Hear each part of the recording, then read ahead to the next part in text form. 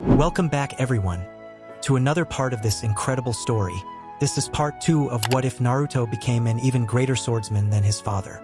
Before we dive in, if you haven't watched part 1 yet, I highly recommend checking it out first. You'll find the link down in the description. Also, in the previous video, I added some background music. If you enjoyed that vibe, let me know in the comments. Your feedback really helps me improve these videos. Alright, no more delays. Let's jump straight into part 2. Umbu, a place where loyalty is absolute, missions are ruthless, and the line between who you are and who you pretend to be slowly fades away. Lynx walked down the main hall of the 7th Division's headquarters, happy to have his porcelain mask depicting the animal that was his codename back in place, secured firmly over his head. It was odd, he mused as he continued along, that over the last few years in ANBU, he had come to see the mask he had donned as his real face, and his actual physical face as the mask. He had become, in a sense, dependent on the mask. His position within ANBU was absolute. He answered only to the Hokage, and on occasion Lord Danzo, though the man had been dealing less and less with the normal ANBU forces and had seemed to be pulling out of the program. Within the core, Lynx had power. He was in a position of authority where his word was law, and while he definitely wasn't drunk on the power that had been granted to him, he would admit that it was convenient at times. He had also come to own the tattoo that he had on his left bicep with pride. A pride that only an ANBU captain could share with him. Yes, all in all, the 15-year-old Lynx had come to enjoy his position in the Black Ops division, and he would be loath to leave it when the time eventually came for him. He knew that the typical operative only served for a total of 5 years within the organization, and he was quickly approaching his 4th. However, it was said that the captains usually served a little longer, so he couldn't be too sure on how much longer he had left in the program. He'd savor every adrenaline-filled moment, though, for Lynx was a bit of a danger junkie. The only thing he could say with certainty that he hated about the Corps was the paperwork that came with being a captain. Lynx managed to hold back the small shudder as he thought back to the meeting he had had with his Hokage earlier that morning, soon after his little escapade with Konoha's resident snake mistress. Flashback: earlier that morning, the Hokage was sitting at his desk, working on his ever-growing pile of paperwork that never seemed to diminish, no matter how hard he worked on it, when he was almost caught off guard by a kunai knife sailing through his open window, impacting the ground just in front of his desk. The Hokage raised an eyebrow in mild surprise, not really concerned with it, until he noticed the strange markings along its hilt, and the odd 3-pronged design of the knife, soon accompanied by blue flash that was reminiscent of the yellow one that had come to be recognized worldwide. As the light quickly faded, the figure of one of his most trusted and reliable captains was kneeled before him. His ever-present katana crossed over the back of his ANBU uniform, one arm clad in armor on the ground in a clenched fist. "You sent for me, Hokage-sama," the young blonde-headed captain stated, before the Hokage got over his light stupor and addressed him. "So, you've finally mastered the Hiraishin, then? Congratulations. I remember when Minato himself first showed me it." The old man spoke softly, and as he watched the young man rise to his feet, he couldn't help but be reminded of his late successor, though to be fair, the blonde hair and blue eyes weren't really helping in this case. "Anyways, on to the matter at hand. Here's what I need you to do." End flashback. Lynx allowed himself a light chuckle at the memory, seeing as no one was around before he checked his emotions and stepped up to the door leading to the prison sector of the compound, waiting patiently as the 2 division guards verified his identity, though chakra identification and various other methods, before he was allowed on his way.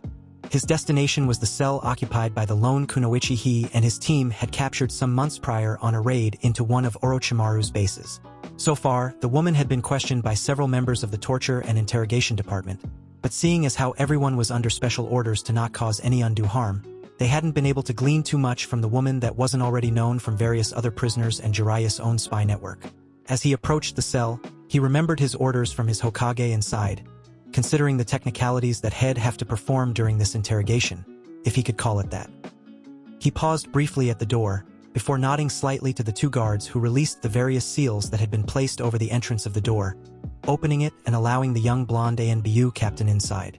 Lynx had been inside the prison cells below Konoha before every agent had.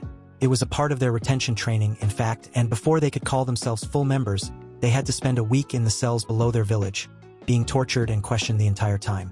Lynx had passed his with flying colors, and had been better for it, the few scars he had gained during that time quickly fading due to the beast he contained in his body. He looked around, get a quick assessment of his surroundings, and noting absent-mindedly that the various small amenities of the cells hadn't really changed in the few years since he had been down here. The cell he was in contained the minimum amount of items to keep it dull and dreary, but still hospitable and humane. There was a steel-framed bed against the far wall, with a small sink and toilet falling next to each other on the far end. The only other addition to the room being a small desk and 2 chairs which were all nailed to the floor.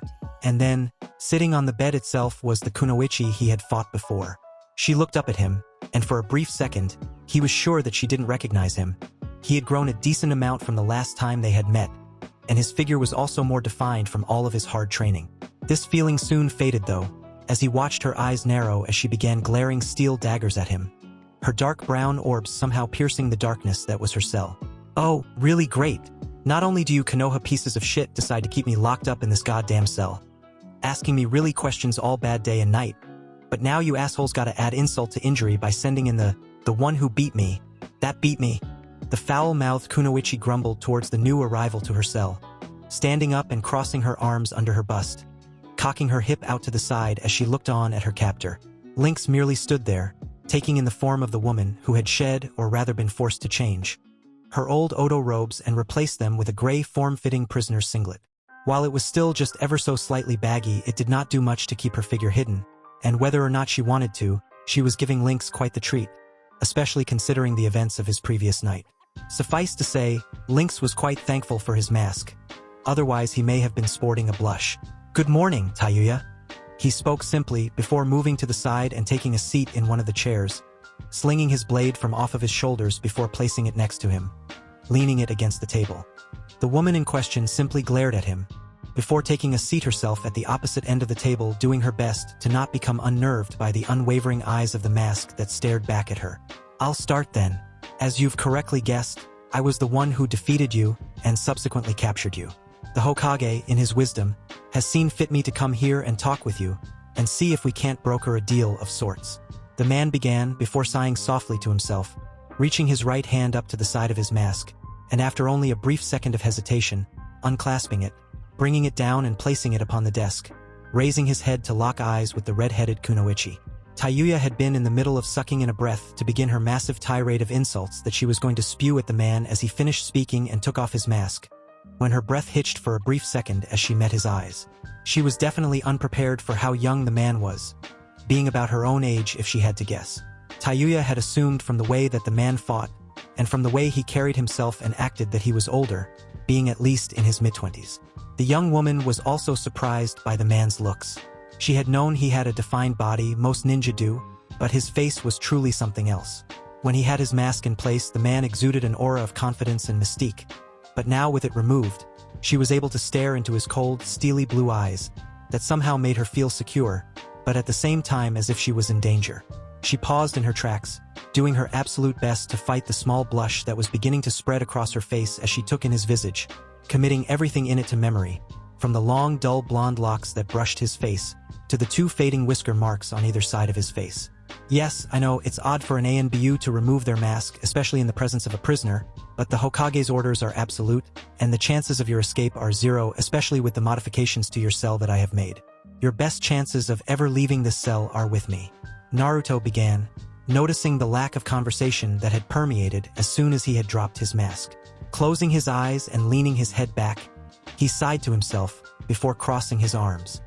He would have just as much preferred to keep his mask on, or rather, not have had to partake in this at all, but orders were orders.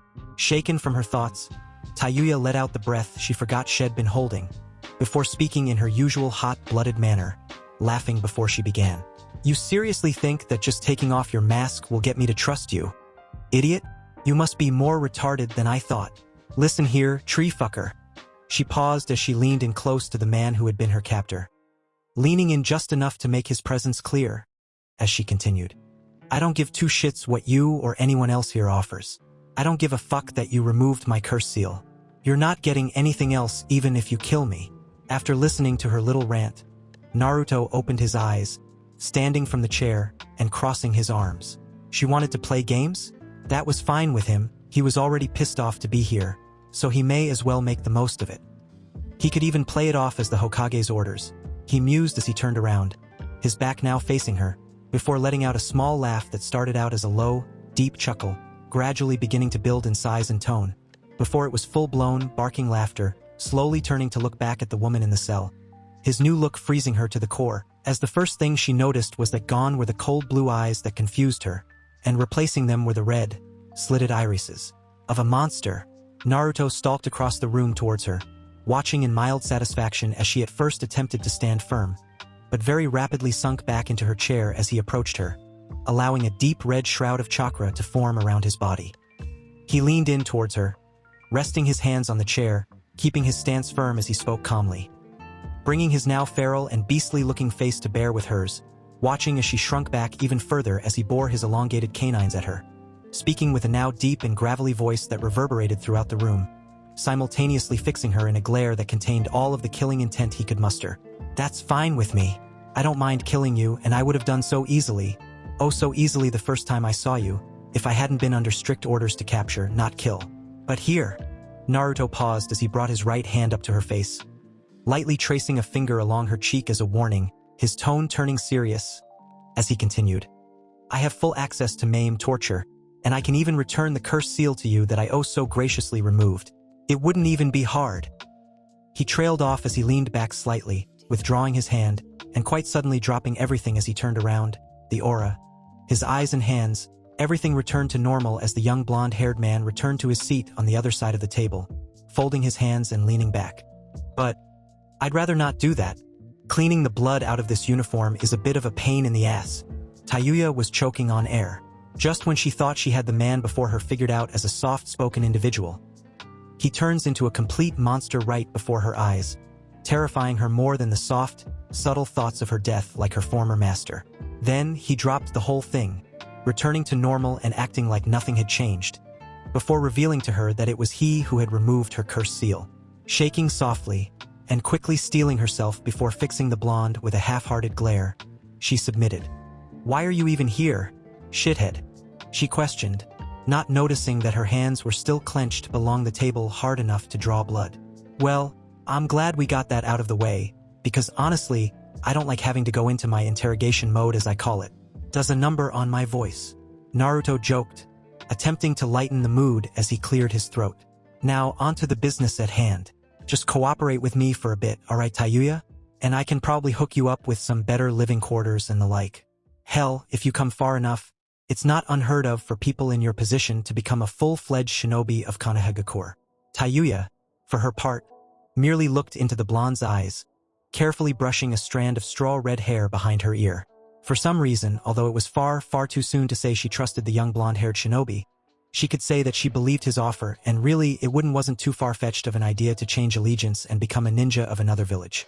It had happened several times in the past, why not for her?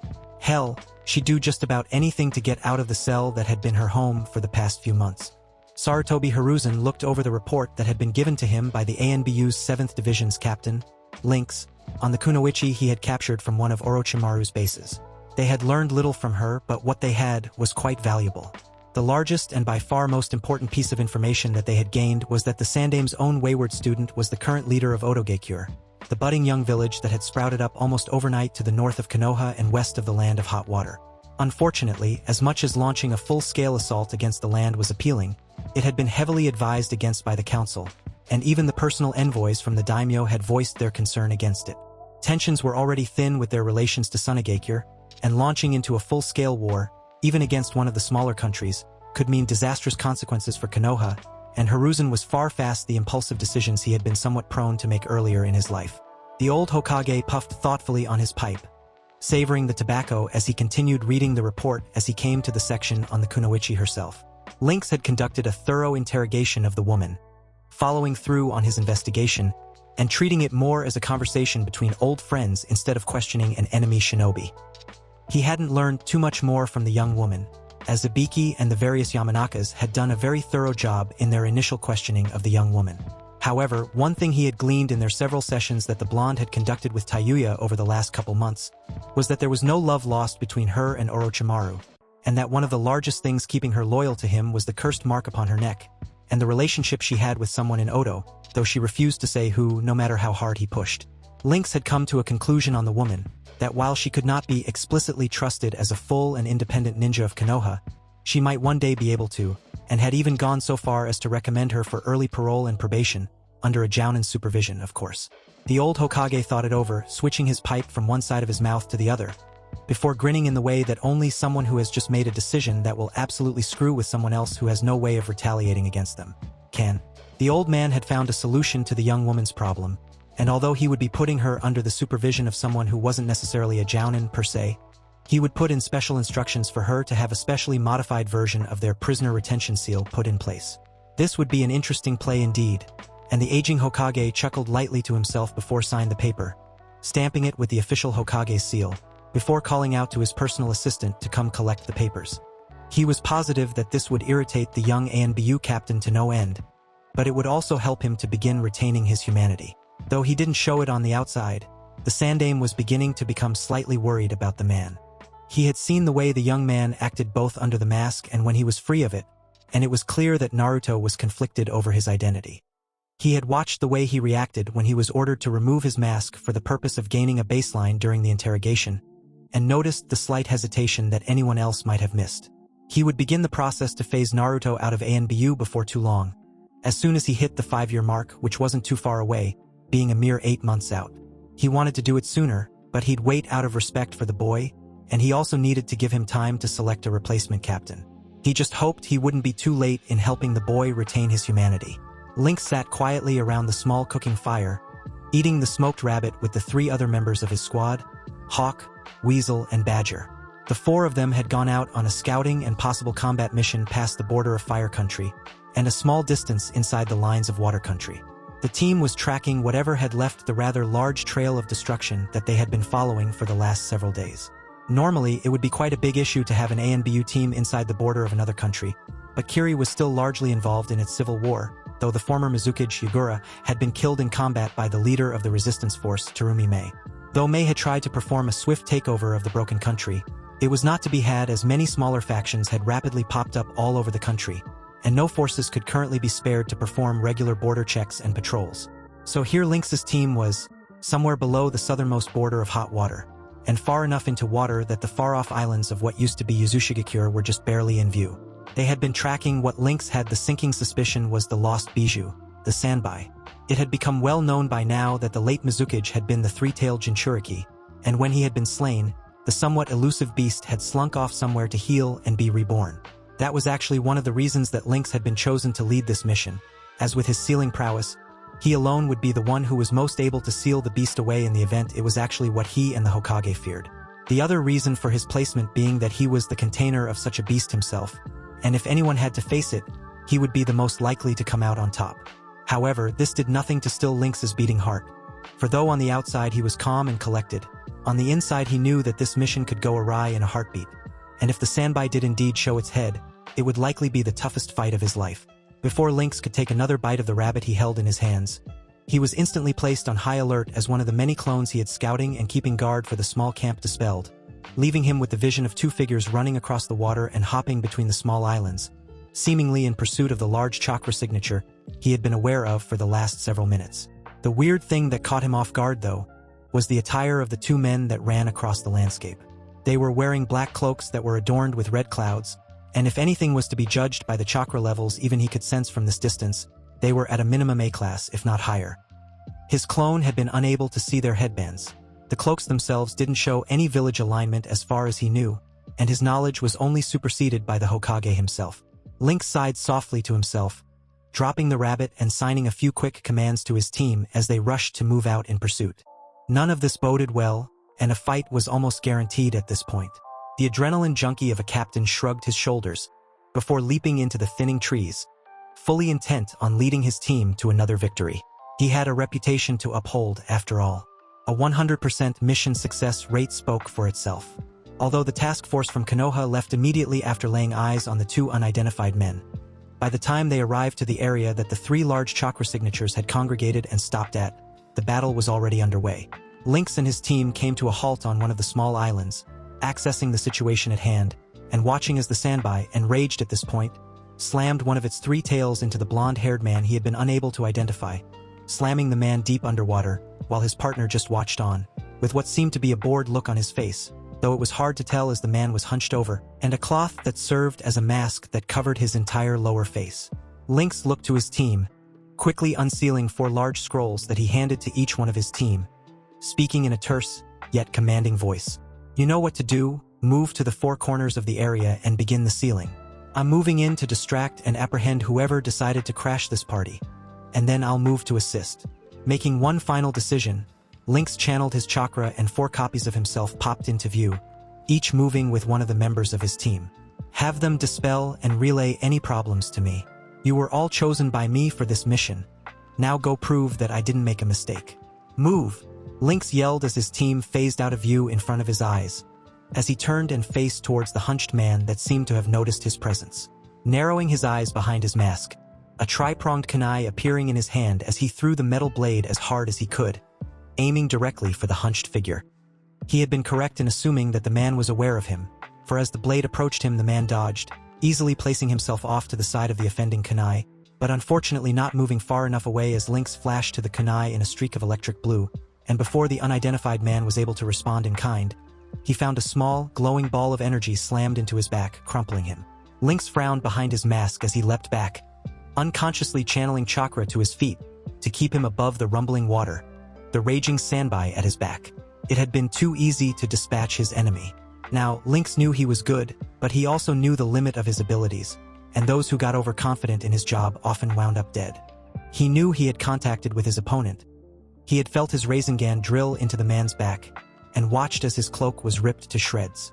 So he stood, drawing Kaze no Karatariki and falling into a loose but ready stance, and watched and waited for his enemy to rise. His only baseline for this train of thought was a gut feeling, and the nagging feeling at the back of his mind that anyone who was strong enough to willingly take on one of the tailed beasts would never fall for a tactic like that, even if it was a technique that was only ever used by one man who was known to be dead.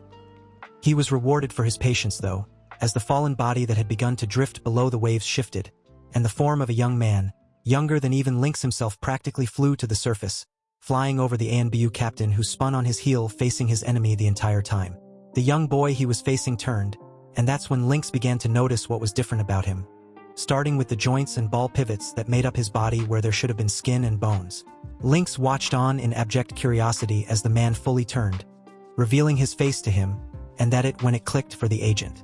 Taking in the younger teen's red hair, brown eyes, and the fact that what he had destroyed was almost certainly a puppet, there was no doubt in his mind who his newest opponent was.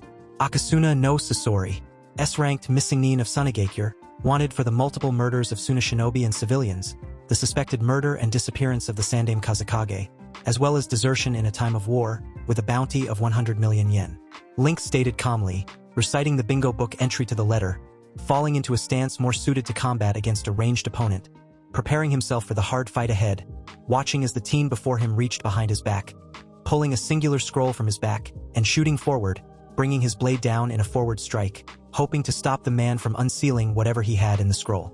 It was not to be, though, as there was a small puff of smoke that emerged from the scroll a fraction of a second before Lynx's blade would have pierced Sasori's shoulder, the agent's free hand grabbing a hold of the other man's left wrist, whose hand had been intent on burning him asunder with its built-in flamethrower that he narrowly managed to deflect into the water.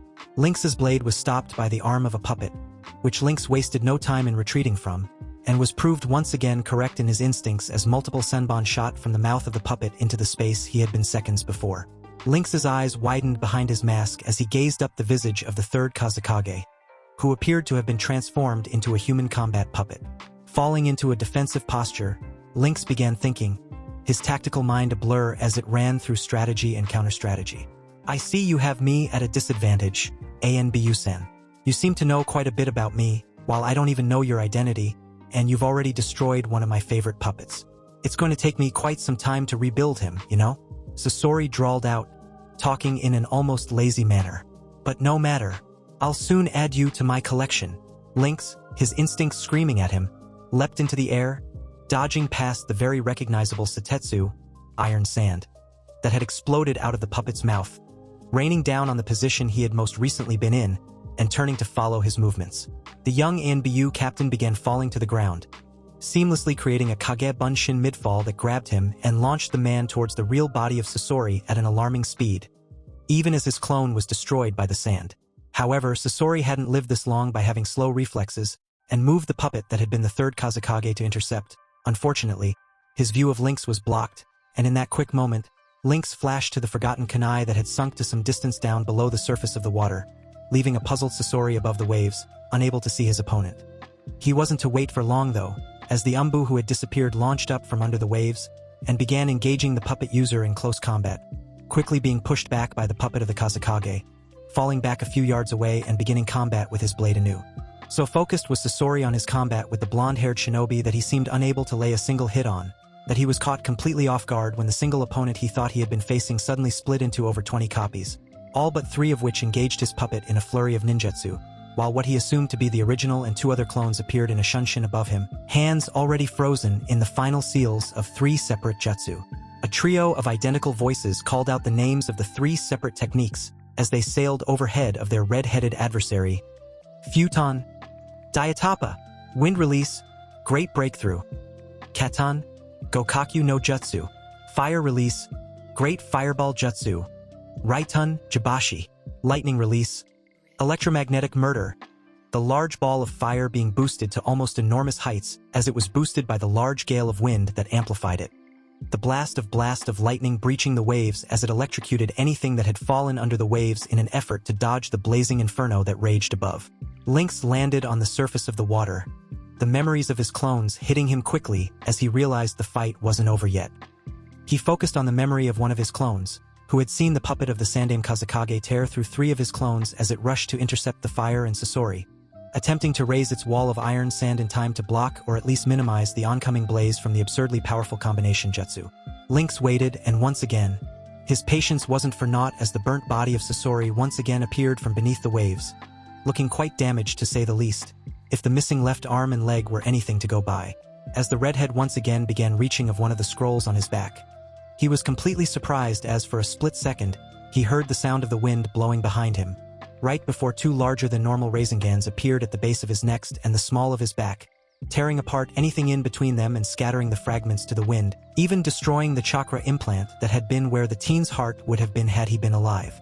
Lynx watched as the man exploded, the lynx across from him popping out of existence and revealing itself as one of his signature Kage Bunshin. Looking down to his right, Lynx stooped low and grabbed the severed head of the former Suna puppet master, quickly sealing it into a small scroll before he turned to the scenario behind him, taking in the sight.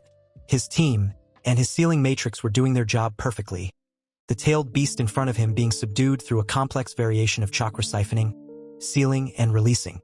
Normally, a bijou was unable to be sealed inside of a scroll for any period of time, but Lynx had cracked the way to do it. To simplify things, Lynx had created a sealing matrix that did for separate things and was perfect for the sealing of one of the weaker bijou. He shuddered to think that it would hold back something like the Hachibi or Kyubi, and hoped he never had to attempt to seal them like this. It started out simple. The 4 members of his ANBU squad had taken the large scrolls to each of one of the 4 corners of the area Lynx had designated, before opening the scroll and channeling just enough chakra into it to activate on a simultaneous signal. After the matrix configured itself between the 4 starting points, with the Sanbai lying in the middle and in contact with all of them, the containment aspect activated. This had begun right as Lynx flashed towards Sasori, neither party taking notice of the 20 pillars of purple flame that emerged along the square border between each NBU, each one falling in onto the enraged beast, smashing down upon it, weighing it down and preventing it from moving.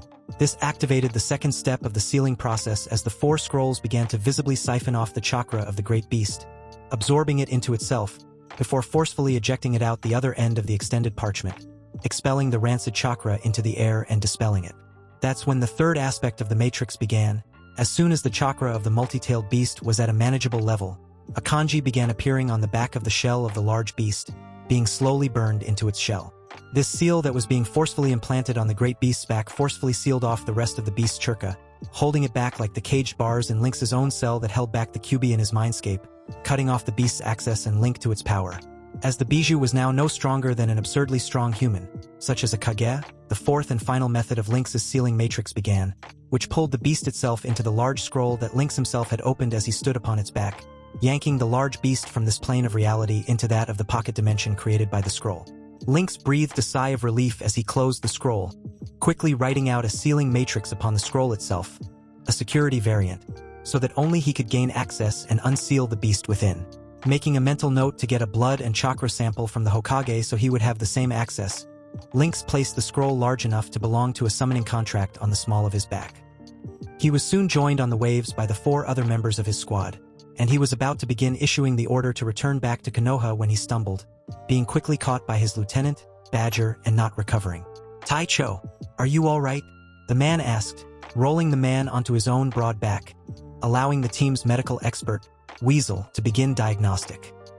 He didn't have to wait long, for as soon as the glowing green light faded from around Weasel's hands, he spoke softly to Boar. "Mild chakra exhaustion." This was to be expected since the final aspect of the sealing matrix pulled directly from his own supply. Additionally, during his battle with the unknown Mean, he appears to have suffered a small cut on his torso and a poison injected. However, the poison has since been nullified, seemingly by the Taisha's body itself, though it appears to have severely exhausted. Recommendation: medical attention when available, immediate return to headquarters. Boar nodded, agreeing with the team's medic as he shifted his Taicho into an easier position to carry, reminiscent of a piggyback ride, before setting off in a run towards land, heading west towards Konoha. For as skilled as the team was, they never noticed the strange white bird, flying so high above the now still waves that it could have been mistaken for a normal seagull, nor the blonde-haired man that rode atop it. "So, allow me to restate what you've just told me, just so we're clear, because I might have misheard you." The Sandame started, chewing the end of his ever-present tobacco pipe, as he went over the facts in his head and the folder on his desk. There was no reason for his agents to lie to him about this, nothing that they could possibly gain from messing with him, and this was going far, much too far for this to be a practical joke, so it had to be true. But the series of events themselves were just absurd, and yet the mission was actually a success. The odds that they had been pitted against were absolutely insane. You moved to trail whatever it was that was destroying the small fishing villages on the border of Fire Country. Then, upon tracking out beyond the border, you not only followed it into the territory of a warring country, but evaded all contact with said enemy, performing only light reconnaissance of the area. Then, after coming into visual contact with 2 unknown entities headed in the direction of the assumed Bijou, you pursued, engaging one of them in combat and revealing their identity as Akasuna no Sasori and killing him, before finishing the sealing and beating a retreat here. The Hokage finished, looking at the 5 kneeling Anbu in his office, his eyes settling on the bowed, dull blonde head of the Captain Lynx, who responded in a clear and concise tone. "Yes, Hokage-sama, that is correct. In this scroll contains the remains of Sasori. If it is, will suffice for the bounty." Lynx thanked Kami for his mask once again, as it managed to completely conceal the smirk that crossed his face. The Hokage, however, chose to ignore the young captain's remark, instead focusing on the large scroll that leaned against the wall on the far side of the room. "And that scroll, it contains the Sanbai?" he questioned, still not fully believing that it was. He had only ordered Lynx to subdue the great beast, and as he hadn't sent any small children with the team of ANBU, he wasn't particularly expecting them to return with it sealed in a scroll, as that hadn't ever happened before, to his knowledge. "Hawk, Weasel, Boar, you are dismissed. Lynx, remain. I believe you said something about placing my blood and chakra inside the security seal, and for the next hour after having the Hokage put into the access list for the Sanbai scroll, and the scroll itself being locked away in a large vault with the rest of the forbidden artifacts of Konoha, Lynx was berated, then congratulated upon a mission well done, and then berated again. So it was a few hours later when a Lynx with a talked-off ear flashed into the home of his father, walking up the stairs to the master bedroom of the house, absent-mindedly dropping his mask on the desk to the side, and falling unceremoniously onto his bed, wondering what that small oomph was as he slowly closed his eyes, completely exhausted. That is, he had thought he was exhausted. For a split second after he had heard the noise, he was on his feet, knife in hand and at the throat of his intruder as he blinked the sleep from his eyes, looking into the dark chocolate orbs of the still half-asleep redhead he was currently pinning to the bed. Recognizing her almost instantly, in mere seconds he had her arms restrained and was holding her against the wall, face first, as he flashed through a brief restraining jutsu, slamming his palms into the wood below him and watching as chains made of earth sprouted from the ground and encircled the former Odo Kunoichi. "Tayuya, I'm only gonna ask this one time because I'm a nice guy, and then I'm knocking your little ass out and returning you to your cell. How did you get out and why the fuck are you here? Better question, how did you even find here?" the blonde questioned, his hands already a blur painting out the kanji for the various seals he was creating that would both detain, silence, and subdue the woman who had intruded into his home. Tayuya, who by this point was very much awake, began quickly stammering out an explanation to her currently now two-time captor. Naruto? Holy fuck, relax. I was told to come here by your old fuck of a Kage after he made a probationary shinobi. Idiot. Kami, if you slap me with a seal, I swear I won't hold back, and let you bleed to death. The blonde paused in his writing, listening to the red-headed Kunoichi deliver his explanation before he noticed a still-sealed scroll bearing the Hokage's personal seal lying on the floor. Figuring that he had probably knocked it over in his brief scuffle with the woman, he quickly broke the seal, before quickly reading its comments, looking up and narrowing his eyes soon after completing his task. I see. Apparently the Hokage neglected to tell me this when I met with him earlier. The blonde stated as he discarded of the paper he had been writing out his kanji on, before releasing the jutsu that had held Tayuya in place. So, why the hell are you in my house? And how did you get it? I have seals all over the damn place to prevent things like this from happening. Naruto finished, sitting down on his bed, and for the first time noticing the girl's state of dress, or rather undress, he mused. Undress would be the more apt of the two terms, as currently the fair-skinned girl was wearing one of Naruto's oversized t-shirts, complete with the Uzumaki spiral on the front, and a pair of her own panties, though the shirt did a very admirable job of covering them up.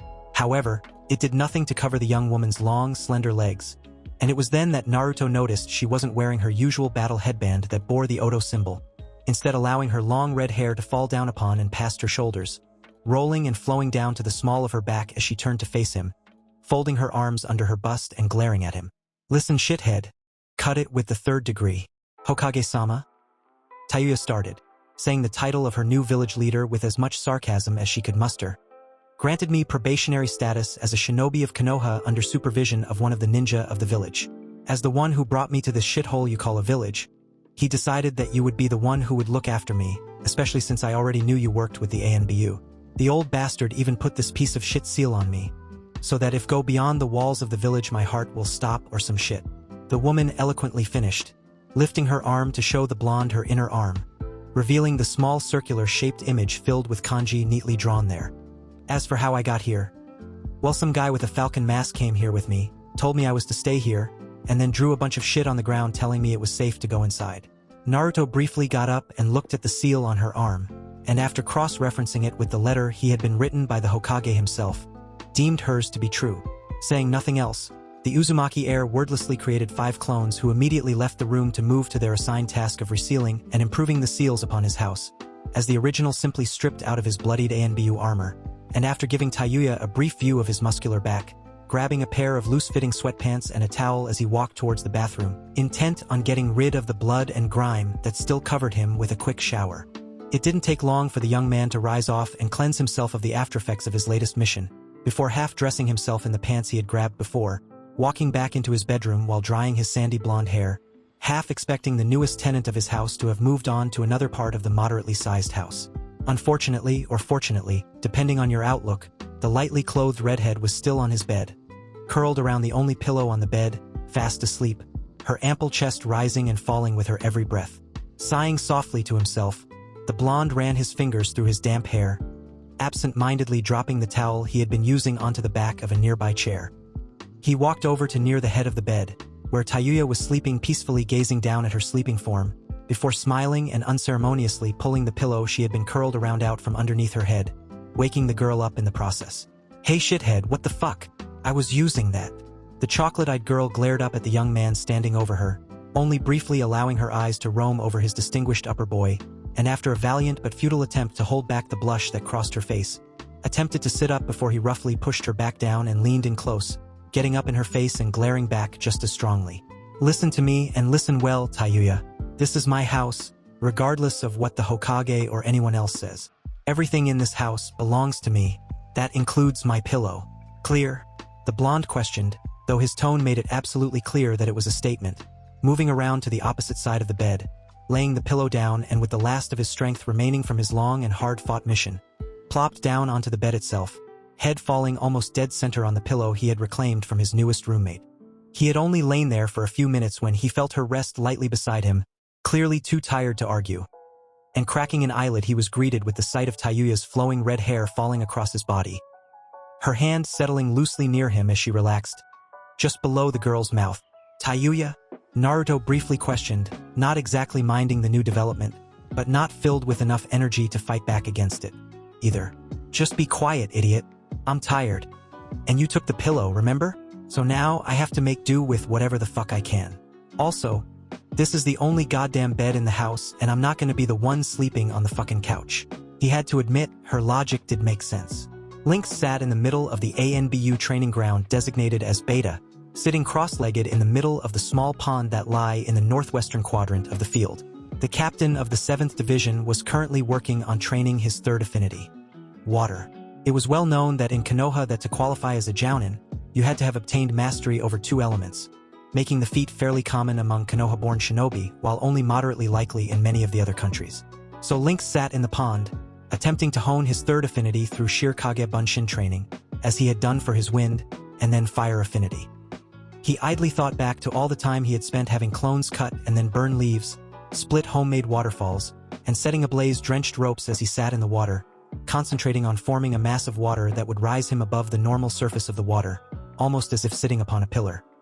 He briefly made it a few inches into the air, before the liquid pillar wavered slightly before collapsing in on itself, sending the ANBU captain crashing down towards the water, who deftly caught himself by generously channeling chakra to his legs and rear. Grunting angrily, Lynx stood up and walked over to the bank, dusting himself off as he did so, before turning back and watching his clones go through the same exercise. This was going much slower than his other 2 affinities had gone, with him training in wind for a mere 3 months before he attained full mastery of his element, and then for 6 months as he honed his affinity with fire. If the pattern continued, he would be training in water for the next 9 months, bringing the total for his dedicated training of Suetun to a full year at the least. He had been initially excited and quite pleased with himself when he finished training his Katan to perfection, deciding to pick Suetun to train himself further in as he had no further natural affinities. He was at first hopeful, having passed through the first step easily, though it was just making water move around and into various shapes through sheer chakra manipulation. This second step was destroying him, though frustrating him to no end. He wished he could say he had nothing but time to work on this new element. B-time was actually something he felt he was going to be short of rather soon. Lynx wasn't by any means a strategic genius. He was, however, a tactical prodigy. While engaged in combat with an enemy, he could figure them out by merely crossing on blades one singular time, and was able to plan around his opponent's attacks, setting up massive and destructive counterattacks that could decimate entire groups of enemies. And now, coupled with his very recent mastery of the Hiraishin, he was truly a force to be reckoned with. This is what was troubling him, though. Lynx knew he was strong, especially for his age. And as strong as he was, when he crossed blades with Sasori some months prior, he had been completely outclassed. For as strong as he was, the now deceased puppeteer would have completely destroyed him without a second thought had they been in any other landscape. Lynx had known that Sasori was toying with him the entire time, even though he was going all out of the man, especially at the end. He knew he could only attribute his victory over the Exuna ninja to his constant underestimation of him, to surprise in his final attack, and to no small amount of sheer luck. Upon his return to Konoha and his speedy recovery from whatever toxin Sasori had managed to inject him with, Lynx had personally oversaw the unsealing of the man's 2 other scrolls he had kept on his back, thanking whatever deity had smiled on him that day as he looked upon the 100 puppets. Lynx had gotten lucky, was underestimated, and held nearly every advantage he could have possibly asked for against the missing Nin, and he still only just barely walked away with his life. He wasn't strong enough to stop his enemies, and that sincerely bothered him. He was an ANBU captain for Kami's sake. He was supposed to be second to only the Hokage himself, and here he was, facing down an enemy he had every advantage over, and he won because his enemy didn't bother to take him seriously. So upon his return and recovery, Lynx had thrown his personal training into overdrive. Some days he would take on multiple members of his division, often sending the men and women to the infirmary in terrible condition. Other days he would spend solely practicing one of the various ninja arts, going to far as to have one of the Genjutsu specialists in his squad put him under illusion after illusion, breaking himself out by any means necessary. The one thing that was a constant in every day of his training, though, was that every morning, after untangling himself from the mass of blood-red hair that would cover his chest, and performing a quick substitution with the pillow to keep the woman satisfied, Lynx would create a small army on Kage Bunshin, having them all work on various tasks, speeding his training along faster than his already accelerated rate. In truth, others had started to notice the young captain's absurd rate of growth and near obsession with getting stronger. However, none of the other members of the 7th Division dared question their captain. He had given them no reason before to question him, having led the division with distinction and honor, never asking something of one of the men under his command that he himself wasn't willing to do.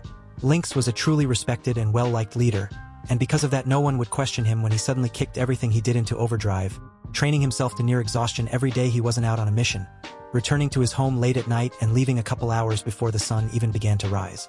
Even his somewhat unwanted roommate Tayuya had come to begin to worry over the blonde shinobi that had become a very large and important part of her life, though she would never admit it to herself, let alone anyone else. However, any time she tried to bring up the young man's near-excessive regimen, he either brushed her off with a wave of his hand telling her not to worry about him, and that he knew what he was doing. In reality, Tayuya was concerned for him, worried that he would burn himself out sooner rather than later. She knew that her babysitter-turned-friend was strong, but the fact that he thought of himself as so weak was appalling, to say the least. It was a weird position for the redhead to be in, having only ever been in the position to care for one other person, and that was in a strictly platonic manner. The foul-mouthed Kunoichi was perplexed by the emotions she had been having, and they all seemed to center around the enigma that was her electric blue-eyed tenant. Over the last several months that she had been living with and spending time with him, she had found herself growing rather close to him. This feeling only was enhanced as she was allowed to start going on light missions, rated as a chunin of her new home. Every time she had gone out of the village it seemed, she couldn't wait to return and tell him about it. Tayuya tried to play it off as missing the house, missing the monotony of being able to laze around, anything to deny what she knew in her heart of hearts. In all honesty, the woman was scared to get close to anyone, and coming from Otogekure, under the sadistic rule of the estranged snake Sannin, it was to be expected. The man was cruel and was known to play on the emotions of his subordinates, so to protect themselves, many who followed the man attempted to block off their emotions, not allowing themselves to become close to other in fear of it turning on them. But here, in Konoha, Tayuya had slowly found her mental walls slowly broken down as time passed. Sure, Naruto had initially been her enemy, but afterwards he had shown her nothing but kindness, even allowing her to share his bed, and not even once trying to induce anything other than friendly conversation. It was terrifying to the red-headed Genjutsu expert. Being filled with this multitude of feelings for a man was all new to her. Imagine her surprise, when on one random day he had come home after training himself ragged, and she realized for the first time she was actually concerned for him. Him, of all people who she should have been loathing more than any other for her capture. The blonde shinobi was an enigma to Tayuya, one that she was both thrilled and frightened to begin trying to understand. The Sandaime Hokage was looking over reports. Again. It seemed as if that was all he did these days, and briefly he thought back to the time before he had been chosen for the position. Back when the position was still filled with a certain aura of mystery, power, and excitement. Had he had any idea of what the position had actually entailed, that being 99% paper and administrative work, with the other 1% being action that actively required the intervention of a Hokage, he might have been less inclined to take the position, and may have even let the old war hawk Shimura Danzo run the whole show instead of just his ANBU division. Even the aging Hokage had to admit that while the man may have had some twisted methods, he did a very good job of running and managing the ANBU Corps. The man could recover, too. He had bounced back rather well after his root program had been abolished by the Sandaime, hardly putting up a fight after he had released all of the specially trained ANBU. Yes, Sarutobi Hiruzen, while not always seeing eye to well eye, he supposed, did have a begrudging respect for the man. He pulled himself slowly from his musings. There was no point in wondering what might have been, and he was too old and too set in his ways to really change now, not that it would change anything. He didn't even personally believe he had many more years in him as the Hokage. After all, he had been doing it for so many years both before and after the death of Namikaze Minato that he had lost count. He cursed lightly under his breath. These were supposed to be his twilight years. Damn it, lived out in the comfort of home and surrounded by family, but he supposed he was a victim of circumstance. That train of thought set him back on the path of the report he was currently reading, an easy, pretty cut and dry escort mission through Fire Country. Normally, he wouldn't be too concerned with such a minor report, but this team had a singular member that he had chosen to keep a personal eye on, that being the red-headed and foul-mouthed Kunoichi, Tayuya. The woman had been an etched slate when she first arrived in Konoha, constantly spouting off about how her teammates and Orochimaru-sama, Hiruzen coughed lightly at that, would come save her, but after a short 3-month stay in the cell block, and with only light interrogation tactics being used, she had gradually come to realize that Orochimaru wouldn't be coming for her, and unfortunately for the girl, it almost seemed to crush her as she realized that she was alone in a foreign land. So he had sent in Naruto, and in a rare moment of brilliance that could be confused easily with breach of protocol, had ordered the man to remove his mask to her.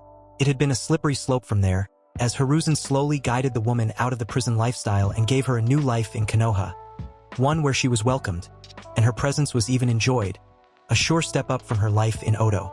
And then Naruto, albeit though he had his arm twisted into it, had taken the woman in, and the two began forming a strong bond together.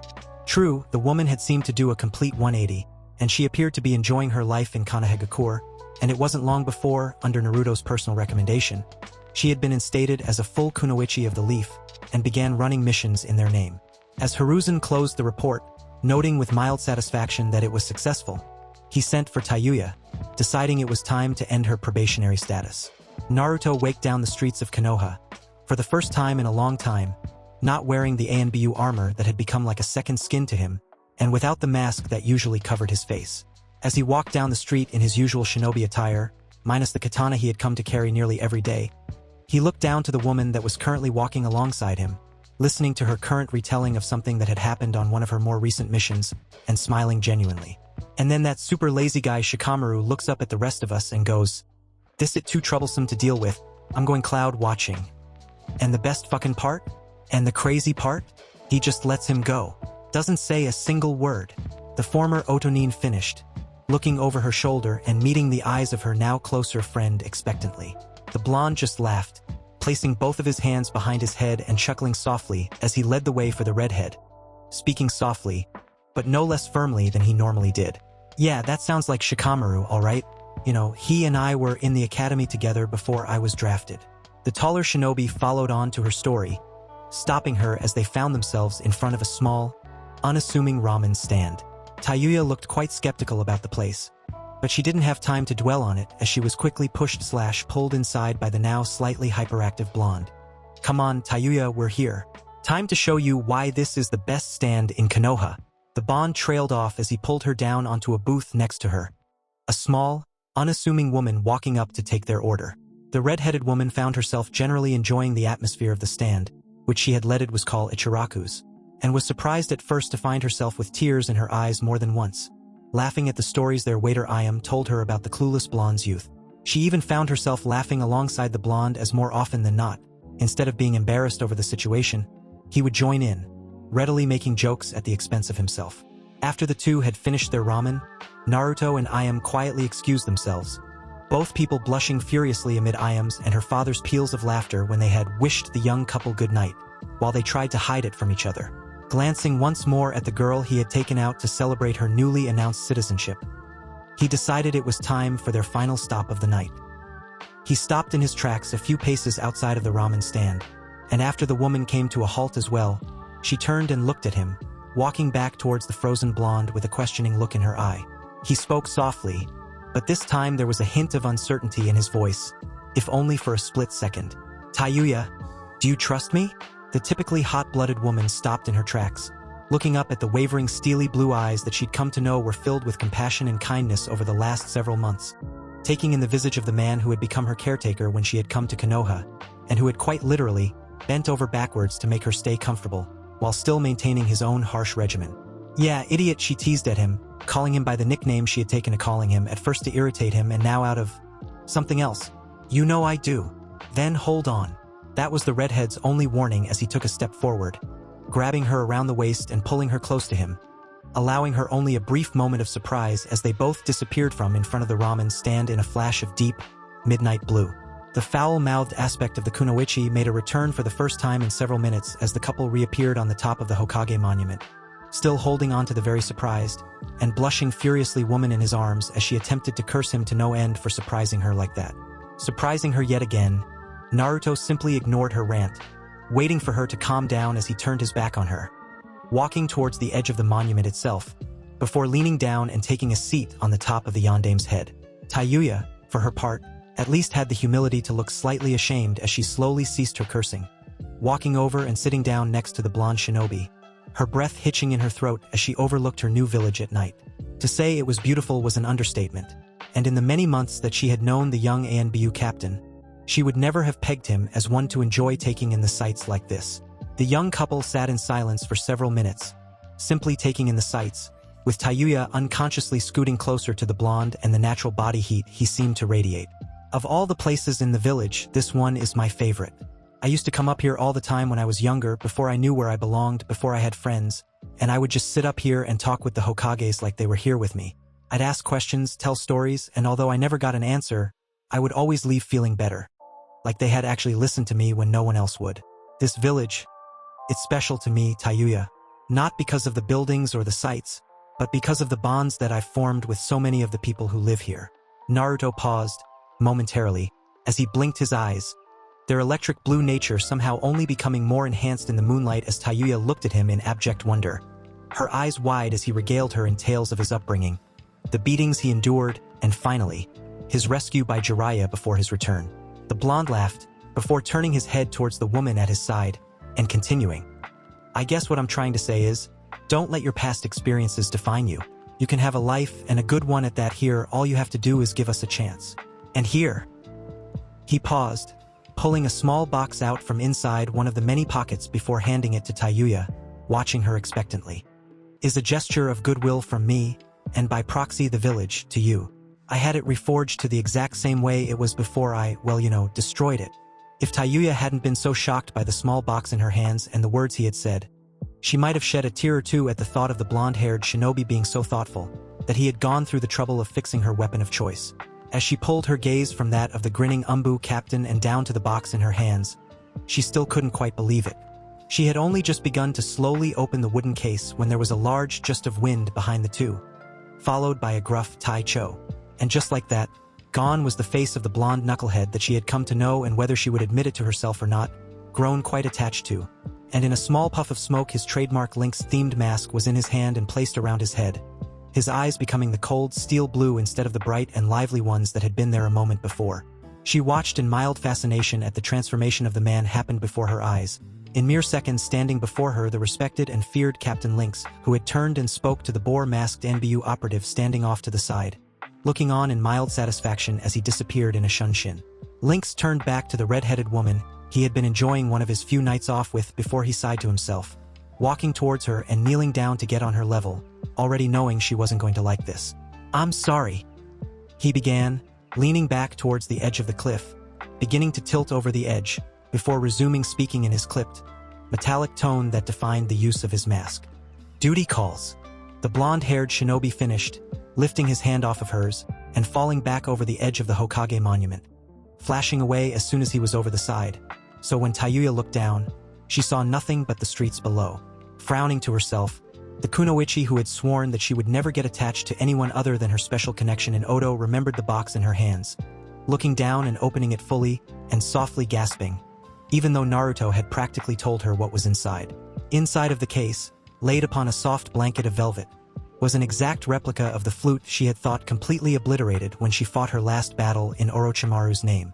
She didn't even notice the tear that fell down her cheek as she held it in her hands, but she did take note of the way her heart had fluttered when she held the small piece of metal in her hands, and blew upon it gently, a soft and comforting tune leaving the end of the musical instrument.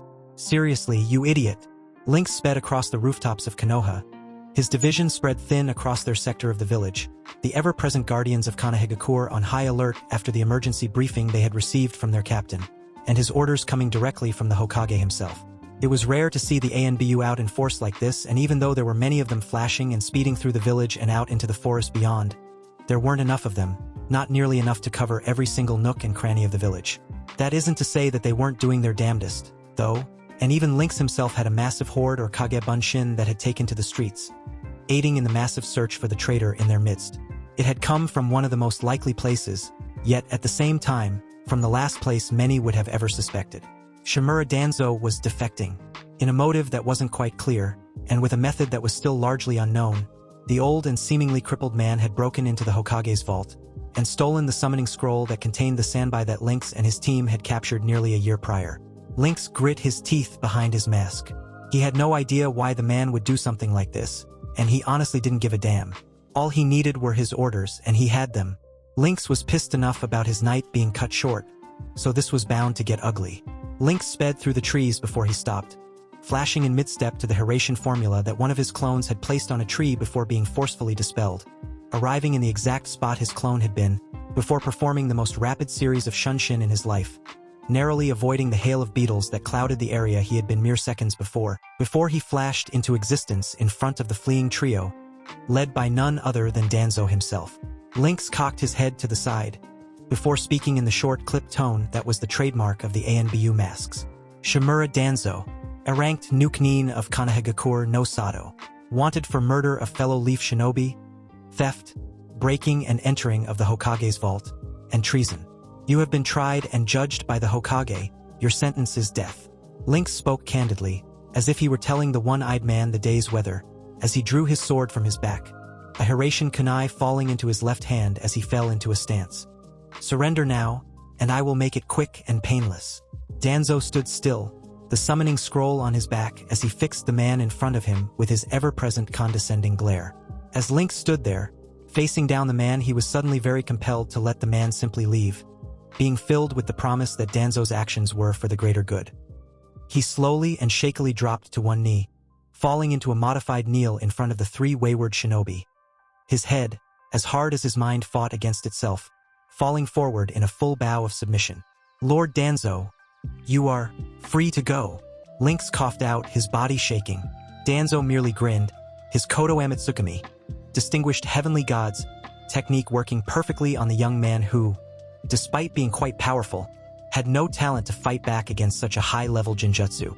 He and two bodyguards walked past the kneeling Captain Lynx, who still knelt on the ground, but right as they prepared to take to the trees, a kunai sailed angrily through the air, Danzo dodging the knife at the last second, though the subsequent blue flash was too quick for him, and the spinning heel kick caught him full in the shoulder, sending him skidding to the side as his bodyguards moved to intercept the back on his feet and spun into a dimension of pissed off he had never been before.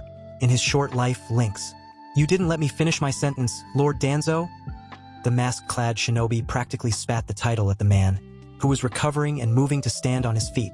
You are free to go to hell, Lynx stated coldly, his steel blue eyes narrowing behind his mask as he blocked the tanto that slashed at his side with his own sword, jumping over the tandem strike that came from behind him at his lower body.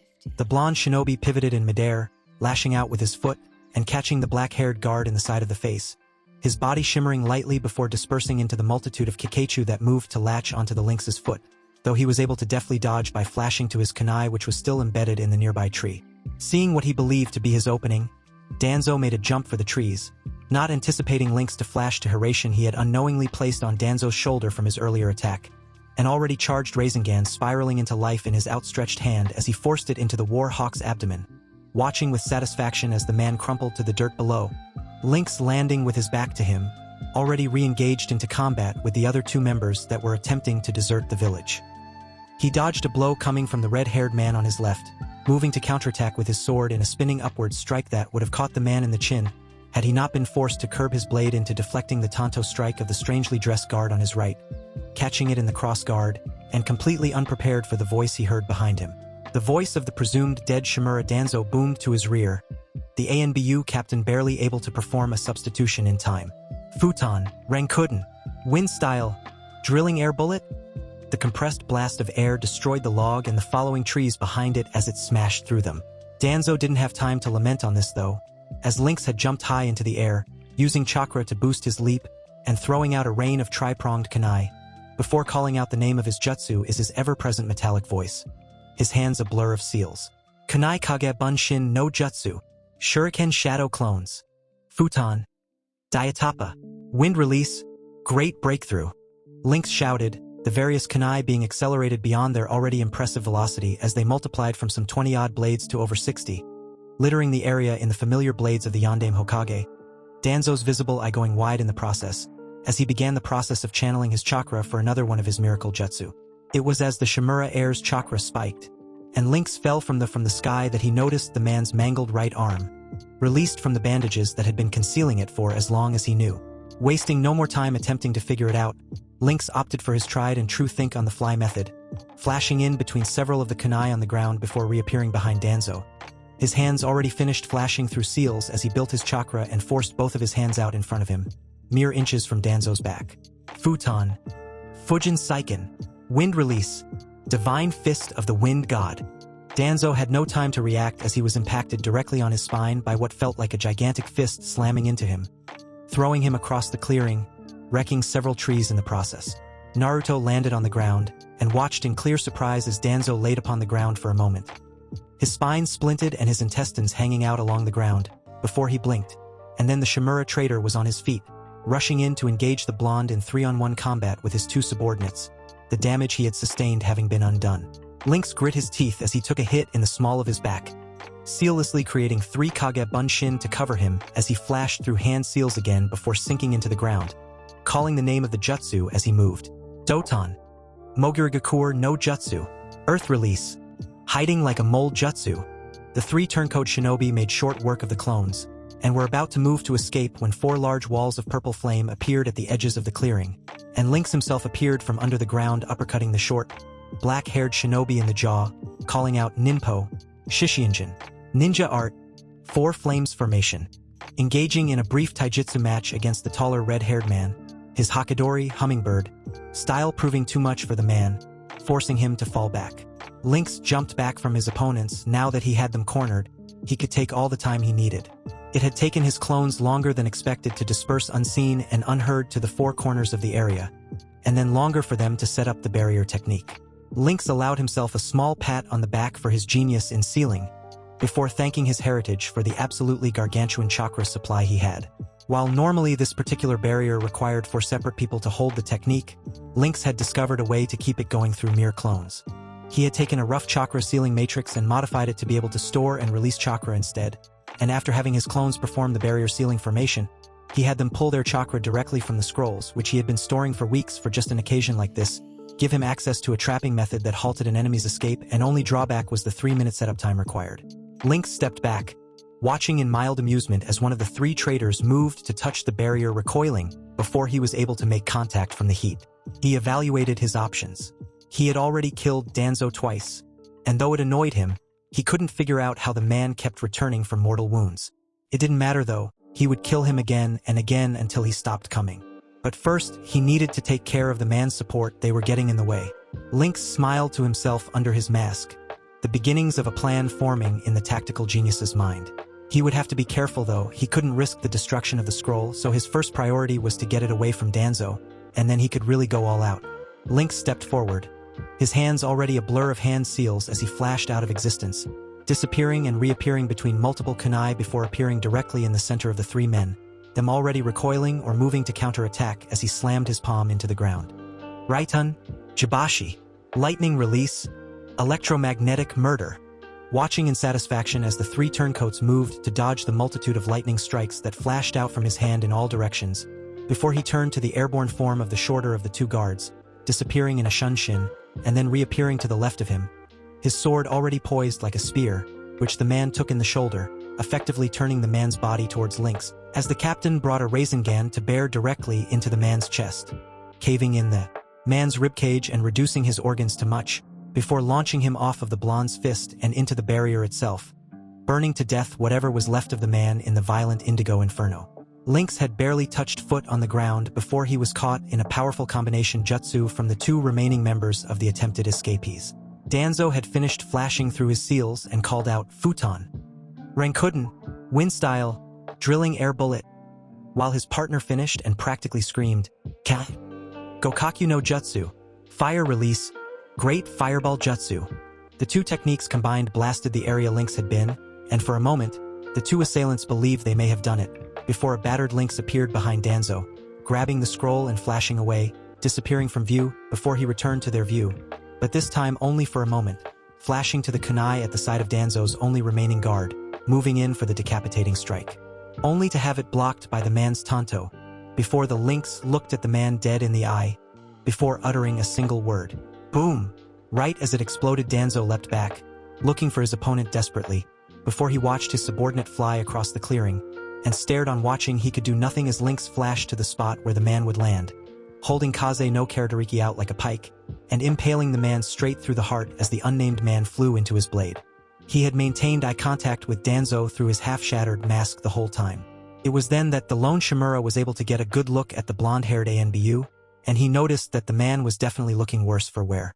His mask had been shattered, leaving a jagged cut down the center of the mask that exposed half of his face to the word, blood seeping from several wounds on his face alone. His hair matted down with the sweat and blood of the battle so far. The blonde's ANBU armor was no longer pristine, and had borne the brunt of the damage from the crushing wind-enhanced fire jutsu sustained earlier, missing bits and pieces of all over, the edges no longer smooth, now being jagged and unrefined. He was even missing the entirety of his left arm guard. But the thing that Danzo was focused on were the blonde's eyes. He was fighting like a man possessed, and though the Warhawk was able to get his arm up in time to block the sword strike, he was unable to dodge to the side as the man flashed around him in a flurry of Horatian kunai, stabbing a kunai inside the man several times, before flashing a distance away, watching the paper bombs he had attached to the various kunai explode in a beautiful fireball.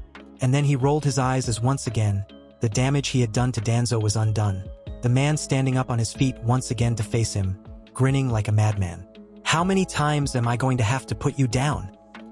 He wondered to himself as he flashed forward, flashing around the man in a flurry of movement that was almost impossible to track, slashing with his sword before appearing above the man, throwing his sword into the man's brain, letting it lodge there as he landed once again a distance away. As once again the lone traitor stood, Lynx assessed his situation. He was going to lose if this kept up. He still wasn't as proficient with the Horatian as he needed to be, and he was taking damage from Danzo every time he killed him, be it a chakra-enhanced punch or a swipe with a kunai, or even a well-placed jutsu. Even with his healing factor he wouldn't be able to keep this up forever. Lynx was so focused on killing the turncoat that he hadn't even noticed the crowd of ANBU that had formed around the barrier, with the Hokage himself in attendance. Lynx grit his teeth. He needed to end this, whatever it took. He flashed back under the guard of Danzo, spearing his hand right through the man's heart. His fingers extended and joined in a knife hand, his fingers easily piercing the man's flesh as he coated them in the virulent wind chakra. As Danzo died yet again, Lynx now visibly winced as the falling Shimura stabbed a large kunai into the man's stomach, piercing his armor and wounding him gravely, as he flashed away, watching as, for the 6th time that night, Danzo stood up, shaking off the damage he had sustained, and that's when Lynx finally noticed it. One of the symbols on Danzo's arm. It was an eye. The man had eyes implanted in his arm, and 6 of them were now closed, leaving 4 open. "What the fuck did you do to yourself, you senile old fool?" Lynx questioned, more to himself than anyone else as he formed one last plan in his mind. Maybe if he could sever the arm from the now clearly insane man, it would stop his ability to regenerate, or if not, he'd kill him until he stopped coming back. Lynx steeled his gaze on the laughing man, watching as he threw his head back and roared, having clearly lost his mind, from the trauma of dying 6 times in rapid succession, if he had to guess, before Lynx began flashing around the man again, making 2 Kage Bunshin as he did so, who also began moving a rapid speed around the man, seeing as how a clone couldn't flash through the Horatian.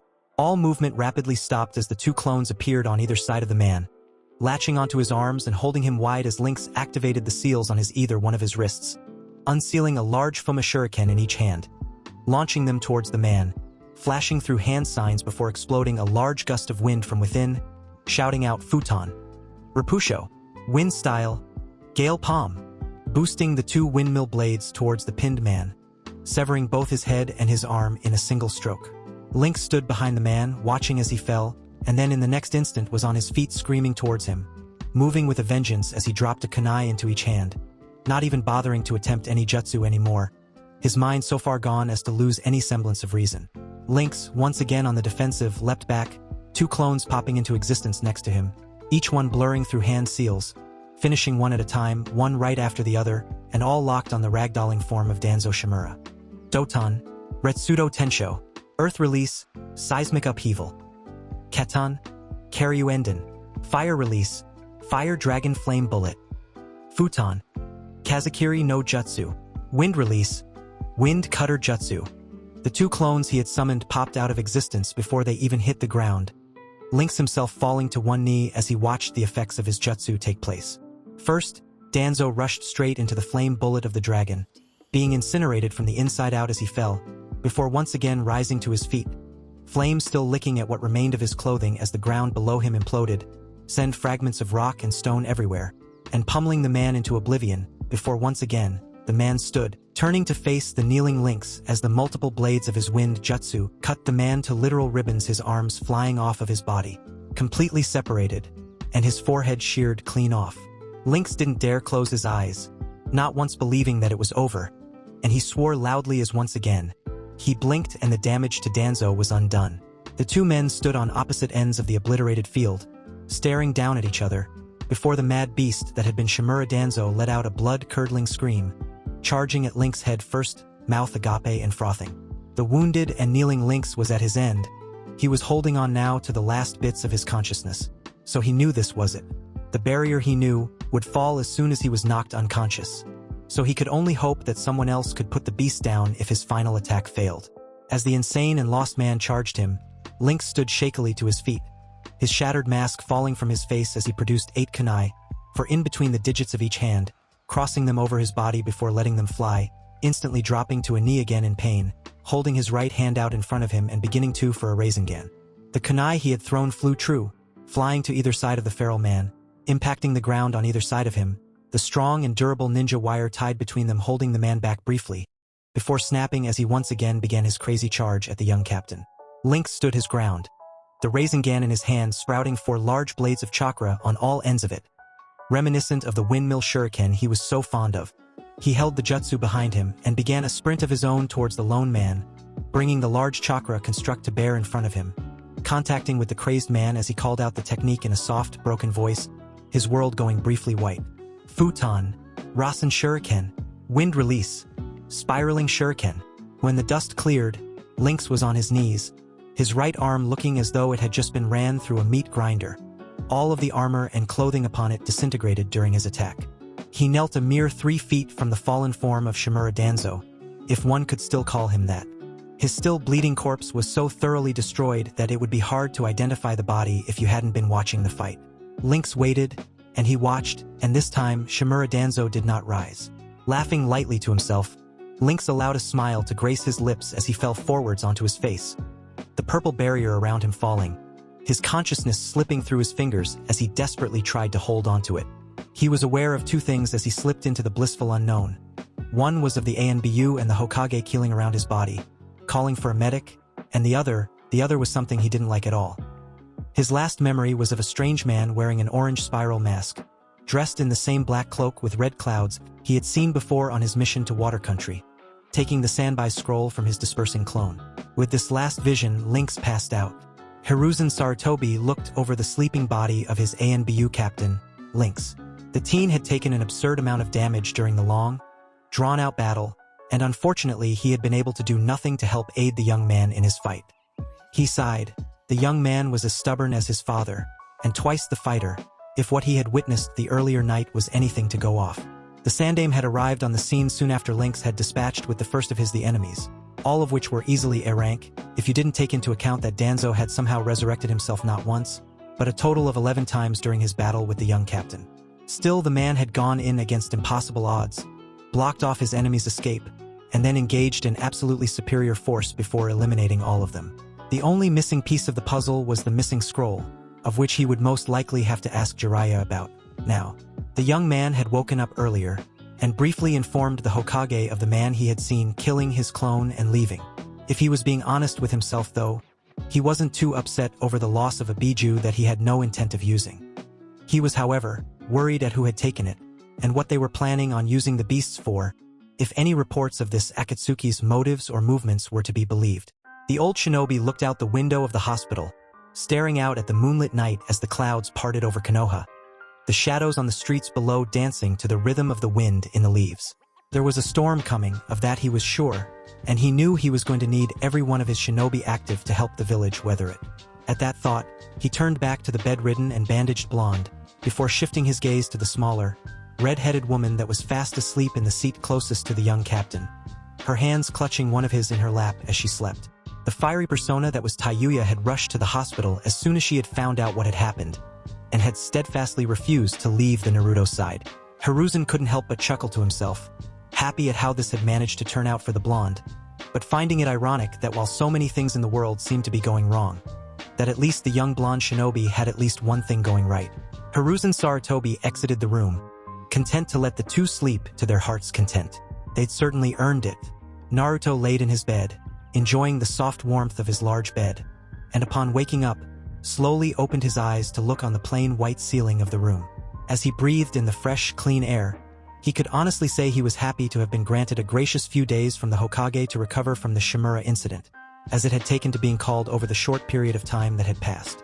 The blonde-haired shinobi sighed softly to himself, not wanting to wake the other person that had taken to sharing his bed, as he started thinking to himself. It had been 6 days since the Shimura incident, where Danzo and 2 of his lieutenants, the now identified Aburame Fu and Yamanaka Toryun, had broken into the Hokage's vault, and while a large force of the Old War Hawk's root shinobi had run interference for him, it had quickly become a battle of silent and unseen chaos, as the 2 warring Black Ops factions fought against each other. As the root shinobi had all been inside of and integrated with the regular ANBU divisions, when the order came for them to show their true colors, it was a near massacre for the loyalists in the first few minutes of open conflict. This wasn't to last though, as the separatist forces of Danzo's root were quickly overwhelmed by the sheer numbers of the loyal ANBU divisions under the lead of the captains, and even the Hokage himself had taken to open combat later in the fight, proving his moniker as the Professor was still accurate as he single-handedly decimated ninja after ninja. It was only after the Hokage and his forces had dealt a swift end to all of the separatists that they had been able to make their way towards the large purple glowing barrier in the woods, and had come across Naruto's own fight, watching with bated breath as the captain of the 7th Division took on 3 opponents of rank notoriety. After the battle, the fallen blonde shinobi had been rushed to the hospital to treat the multitude of wounds that had littered his body, losing consciousness before he had even been taken off of the nearly obliterated battlefield. He had slept straight through the next 3 days, only briefly waking up once on the 2nd day, and after giving the Hokage a very quick report, he had fallen asleep again. It was honestly surprising, for with as much damage as he had taken, it was astonishing that he was even alive, and even the young captain's healing factor was hard-pressed to even attempt to undo all of the damage to his body. All in all, the blonde had been allowed to leave the hospital after a mere 5 days of mandated bed rest, and was granted a subsequent week of recovery leave in the meantime, before he would resume his normal duties in the ANBU Corps. He had also found out that the Hokage had raised the late Shimura Danzo's rank from A to S rank in the bingo book, due to his resurrection abilities that he had gained from the 10, now destroyed, Sharingan eyes that had been implanted in the man's arm, and the other one he had in his eye, and had deposited a very generous amount of money into the overworked blonde's account, paying him for the success of an S-ranked mission itself. Unfortunately though, the mission was still officially marked as a failure, since the parameters of the mission had been to not only defeat and either capture or kill the wayward Shimura, but to retrieve the scroll that had the Sanbai sealed inside of it. This bothered Naruto a great deal, and he frowned as he lay in his bed, absent-mindedly stroking the long red hair of the woman currently laying her head on his defined chest. He could care less about the mission success rate he had maintained until now. Records were constantly being broken, and he was sure someone would eventually beat his. No, what bothered him was the man that had stolen the Sanbai from his clone. It was the 2nd time he had encountered the strange people who wore the black coats with red clouds, and both times it had been in pursuit of a Biju. He had asked his Hokage about it, and while he was sure that the old man knew something about it, the Sandaime had refused to tell him, informing him that his old teacher and godfather, Jiraiya, would be returning to the village soon, and that he would fill him in on everything. That was fine, he could accept that. He trusted his Hokage explicitly, and if he wasn't telling him, then there was a damn good reason for it. That just gave him more time to train and to hone his abilities. This last fight had shown him where he was lacking, and much to his chagrin, even for as strong as he was against an S-class enemy, he was nothing. Even thinking back on his fight with Danzo, he was sure he would have lost if the man hadn't literally gone insane from the trauma of dying so many times in such a short time. Once again, he had fought a much stronger enemy, and he only just won because of luck. He needed to be strong, damn it, so that when his luck ran out, he would still come out on top. He had people to protect now. That isn't to say that he didn't before, but as he looked at the sleeping form of his girlfriend, the phrase had different meaning. He would currently rather die than have something happen to his Tayuya. He thought back, and smiled as he remembered how this whole thing had finally been pushed into motion, only a few days prior. Flashback. Naruto let out a groan as he woke up, his muscles aching in protest from the few days of complete and utter lack of activity. Damn, he was stiff. He moved to bring his hands to his face, only to find that his left arm was trapped under something and he couldn't move it. Rubbing his eyes lightly with his other hand, and looking over to his unresponsive limb, he was greeted with a sight that was somewhat surprising to him, gazing down at the sleeping form of his foul-mouthed, red-headed friend and roommate, Tayuya. He had to admit, she still somehow managed to look cute, half laying and half sitting in the chair closest to his bed. His hand clutched in her own as if she was afraid that he would float away if she let go. Her hair was in disarray, and he could tell by her slightly puffed-up nose that she had been crying recently. Her shirt was wrinkled, and he couldn't help but think that it looked like she hadn't slept in days. He decided to let her sleep, and simply just watched her. It touched him that she was here, showing how much she cared for him. Yeah, he could let her sleep, she deserved the rest. Slowly leaning back, Naruto closed his eyes and raised his arm to rest behind his head, gently squeezing her hand that he held in his as he did so. Naruto? Please tell me that was you and that I didn't just imagine it. The blonde's eyes snapped open, his head snapping over to look at her, very aware of the hand that was getting crushed in hers as the redhead in question slowly raised her head. Her eyes meeting his, chocolate orbs full of concern meeting the slightly confused ones of electric blue. Yeah, Tayuya, it's me. He found himself crossly unprepared for the slap that connected with the side of his face, hard enough to turn his head and make his head spin. As the Uzumaki moved his head back, already sucking in a breath to berate the woman for hitting him, he was slammed into by the whole of the girl, and he found himself pulled into a hug, the usually fiery redhead's face tucked into the crook of his neck. Naruto, his mood instantly changed as he felt her literally shaking in his arms. Did the only thing he could, he held her, and let her softly cry into his shoulder. He had never seen Tayuya like this before, and he had never thought that he would either. It just wasn't like her to act so vulnerable and defenseless, not like the girl he had come to know. The Tayuya he knew was strong, brash, and was always looking for a fight, but this one was different. He was seeing a completely new side of her as she held on to him for dear life as she choked back tears, mumbling things into his shoulder he couldn't make out. So he held her, softly stroking her back and making a gentle, shooing noise in her ear as he did so. It had been several minutes before Tayuya pulled herself from his shoulder, but remaining sitting on the side of his bed, their bodies mere inches apart, as she pulled one of her hands up to part her hair, softly tucking it behind her ear. She looked at him, their eyes once again meeting, but before Naruto could comment on it, he found a fist planted half-heartedly in his chest. Shithead. Don't ever go out and try to die on me again, or I swear to Kami I'll kill you myself. Tayuya softly growled out, accentuating her words by lightly hitting him in the chest. Ow, ow. Injured recently, ow. Bring back the other Tayuya. The one who was worried about me. She was gently with me, at least. Naruto joked at her, freeing one of his arms from her grasp, and stopping her arm from hitting him again by grabbing it around her wrist, bringing his other hand to the side of her face, cupping it lightly, and rubbing his thumb across her cheek, wiping away one of the tears that was all too obvious to the redhead. Their eye contact never wavering, and as Tayuya herself completely gave up her half-hearted struggle in his arms, the Uzumaki heir spoke once more, placing any inhibitions about what the redhead was planning to the side with his next words. I'm not going anywhere, Tayuya. Maybe it was the way that he said it. Maybe it was the last straw that broke the metaphorical camel's back on her buildup of feelings. Hell, maybe it was the combination of him fixing her flute in a gesture of kindness and then her finding him broken and battered after fighting for his life soon after. Tayuya didn't know what it was in that moment exactly, but later on when she'd look back on it, she didn't really care. In that single moment, all that mattered was that he was there, he was alive, and she knew he cared for her just as much as she did him, if not more so. Tayuya's final inhibitions had fallen, her walls destroyed by the blonde-haired and blue-eyed captain, and she didn't care in the slightest. All these thoughts rushed through her mind in the matter of seconds it took for their lips to connect, their faces having been inching forwards and towards each other as soon as Naruto had finished speaking. Her eyes fluttered closed as she leaned her head to the side, Naruto doing the same as he released her arm, his hands finding her waist as he pulled her closer, his own eyes closing in the process. The first kiss didn't last all that long, being merely a chaste one at best before Tayuya pulled back, her arms still wrapped tightly around the blonde's neck. Don't scare me like that again, shithead, she said, her voice barely above a whisper, pleading almost as she dove back in, the blonde smiling softly as he closed the distance himself. No promises. End flashback. Naruto smiled down at the redhead laying on him, noticing that she had woken up during his musing, as she raised her head to look at him, resting her chin on his kef peck, and grinning up at him. Mornin', shithead, she said simply enjoying the feel of him running his fingers through her hair in the early morning light, and pouting slightly as he paused, raising himself up slightly, leaning on his elbows as he looked at her, and she noticed that for the first time in a few days, all the color had returned to his cheeks, and he had the old mischievous glint in his eyes that she had come to enjoy over the last 9 months that she had been living with the blonde. Good morning, Tayuya. The captain of the 7th Division grinned, happily sitting up all the way, playfully dumping the woman off of him, and flexing his arms, inspecting himself briefly.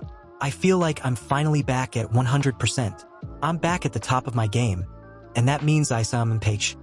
Naruto was caught off guard as his new girlfriend latched her mouth onto his, her hand finding his chest, and pushing him back down onto the bed, before she pulled back, grinning at the blonde and letting out a small wink as she lowered her mouth to his earlobe, whispering in it softly, yet still in excitement.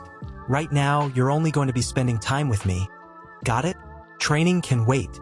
She trailed off softly, before biting the man's earlobe gently as she leaned over him, placing her hands on either side of his head, looking into his eyes. Though I guess you could call it a different kind of training. She pulled back, grinning at the dazed look the blonde had on his face. She was doing a pretty good job at attempting to be sexy, if that was anything to go by. This was the first time she was attempting to be like this for someone else. All of the other little flings she had had before being nothing but fleeting moments of pure physical pleasure for her. But even she had to admit to herself, she loved the feeling of seeing him let his guard down. Like they were both completely lost in the moment together. Naruto had finally managed to shake the brief moment of euphoria he had gotten from the woman from his system as his mind cleared, and he gazed into his soon-to-be lover's eyes before he made his decision. He knew the only two things he needed to know. He cared for Tayuya and she cared for him. It didn't matter where she was from, that she was formerly an enemy, nothing. He chuckled to himself as he rolled them over, grinning at the surprised face she had as he took charge, placing a hand on the side of her face as he leaned in to place a tender kiss on her soft lips, pulling away to rest his forehead on hers, feeling her breath against his lips, in those short, hitched breaths that showed him just how long she had wanted to do this. He kissed her again, closing his eyes as both members gave into their feelings, their hands slowly exploring, as the moment between them grew deeper and more intense through their joined passion. Naruto grinned, letting out a small gasp as her hand moved closer.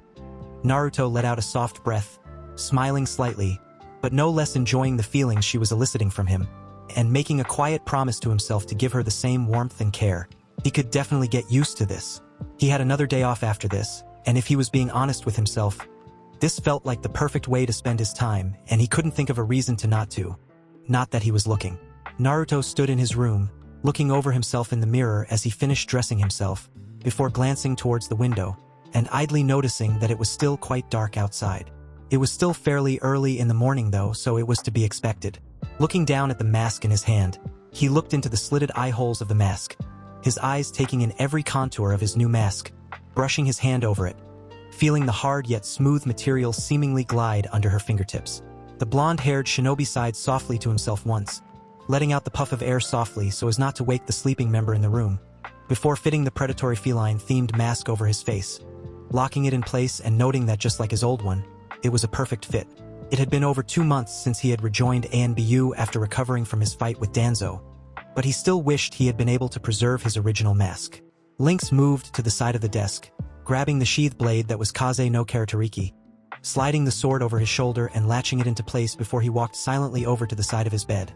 Leaning down and brushing a finger across the sleeping face of the former Oto Kunoichi, and brushing a stray piece of hair behind her ear, and after pushing his mask to the side of his face, he leaned down and planted a soft kiss against the top of her forehead, turning and replacing his mask before he opened the window and jumped into the sill, freezing at the sound of a quiet voice behind him. "Be safe, shithead." Lynx looked over his shoulder, looking back at the red-headed Kunoichi who was sleepily sitting up and looking at him. Had she been able to see under his mask, she would have surely noticed the small smile that spread across Lynx's mouth before he disappeared in a flash of dark blue, the window shutting after him, as Tayuya laid back down to sleep, pulling the pillow tighter into her grasp and cursing softly to herself. Why did her idiot have to make her feel like a little girl with a crush? Lynx appeared inside the ANBU headquarters, smirking to himself at the nickname his girlfriend had given him so long ago, and absolutely refused to change. It was ironic, he thought as he walked through the compound to 7th Division Barracks, that it was in actuality a nasty name, but she would use it as a term of endearment. He knew she only meant it as a joke, so he didn't really mind. He was honestly happy with the way things were going between the two of them, even if they had only decided to become official a little over a week ago, and there were a lot of things he had come to grow fond of about her, the least of which was how she would put on a forced tough exterior that would crumble away when she knew they were alone, or sharing a moment. That isn't to say that he wanted her to completely change into a softie on him. He had grown to love the woman with the fiery temper who would jump at the slightest provocation and fight anyone who dared to doubt her.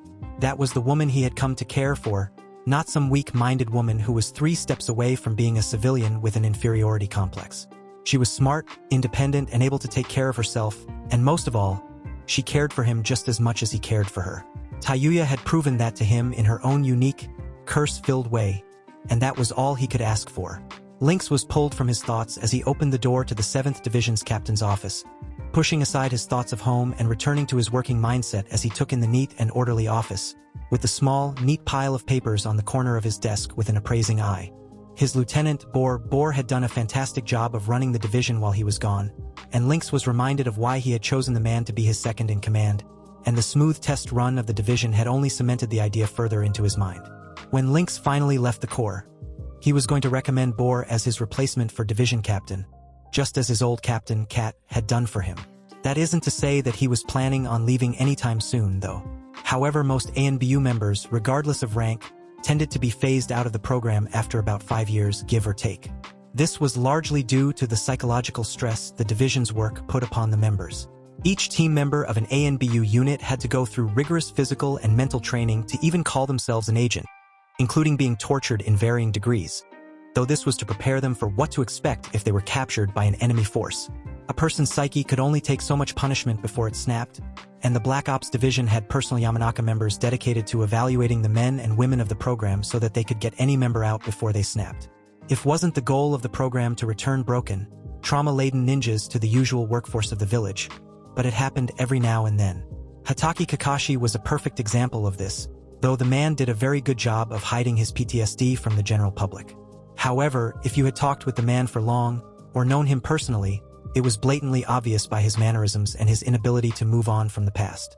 Seriously, the man spent his every waking moment at the memorial stone, lamenting about the past, unfortunately able to move on. Everyone in the village, and the ninja and ANBU forces themselves, found a way to deal with their stress. Lynx himself dealt with it with the things he had seen and some of the more horrific things he had done by more or less splitting himself down the center. To him, his off-duty, honor-bound, and eccentric self was Naruto, while the mission-essential, cold, and calculating man was Lynx. He was able to distinguish easily between the two mindsets, and he knew when to employ each one. It was one of the first things Jiraiya had taught him. Lynx made a mental knot to thank the grown and self-proclaimed super pervert. The man had been a giant boon to him, and had been there for when he needed him most. And while it was unfortunate that he hadn't seen the man in years, he understood that the man had his own duties to attend to. The man still found the time to write him, though sending his letters in the form of toad summons from time to time, and giving him the sagely and somewhat perverted advice that Lynx cherished, regardless of whether or not he actually took the advice. His godfather was there for him, and that was something he would always hold dear to his heart. Regardless of whatever came for him or whatever storm brewed, he could take it. Lynx looked up at the new entry to his chamber, noting Falcon's arrival and inclining his head, giving the man permission to speak as he knelt before the teen. His head bowed in a respectful fashion as he spoke in the metallic and clipped tone that the ANBU masks were trademarked for. Lynx Daishu, Hokage-sama requests your presence in his office. Jiraiya-sama has some intelligence he wants you to hear and give your perspective on. Lynx nodded, and with an absent-minded wave of his armored hand, he dismissed the kneeling agent who vanished in a brief shunshin. Placing the papers he had been going through on the desk, Lynx stood up before vanishing in the flash of deep blue that was quickly becoming his own moniker. It sure did make traveling easy, though. The tree branch shook as the armored foot kicked down upon it, launching the man forward at an alarming speed, 2 more people stepping on the branches alongside it, propelling them forward as well.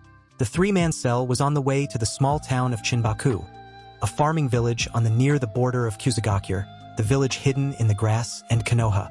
The reason for the mission was simple: all trade with the town had ceased suddenly, and while this wasn't too detrimental to the village of Konoha itself, the rate at which all communications had ceased with the village was alarming. It had been absolutely sudden, and with no warning, and while this was only slightly troubling, it got significantly worse. The Hokage had dispatched a typical genin squad with a Jounin sensei out to the town, but that had been over a week ago.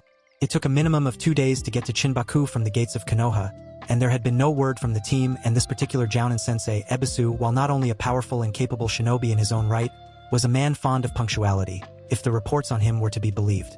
The leader of the three-man team, the decorated Captain Lynx, while leading the group to Chinbaku, reviewed the facts in his head one more time as he ran, having already briefed his team on the matter yesterday before they left Konoha.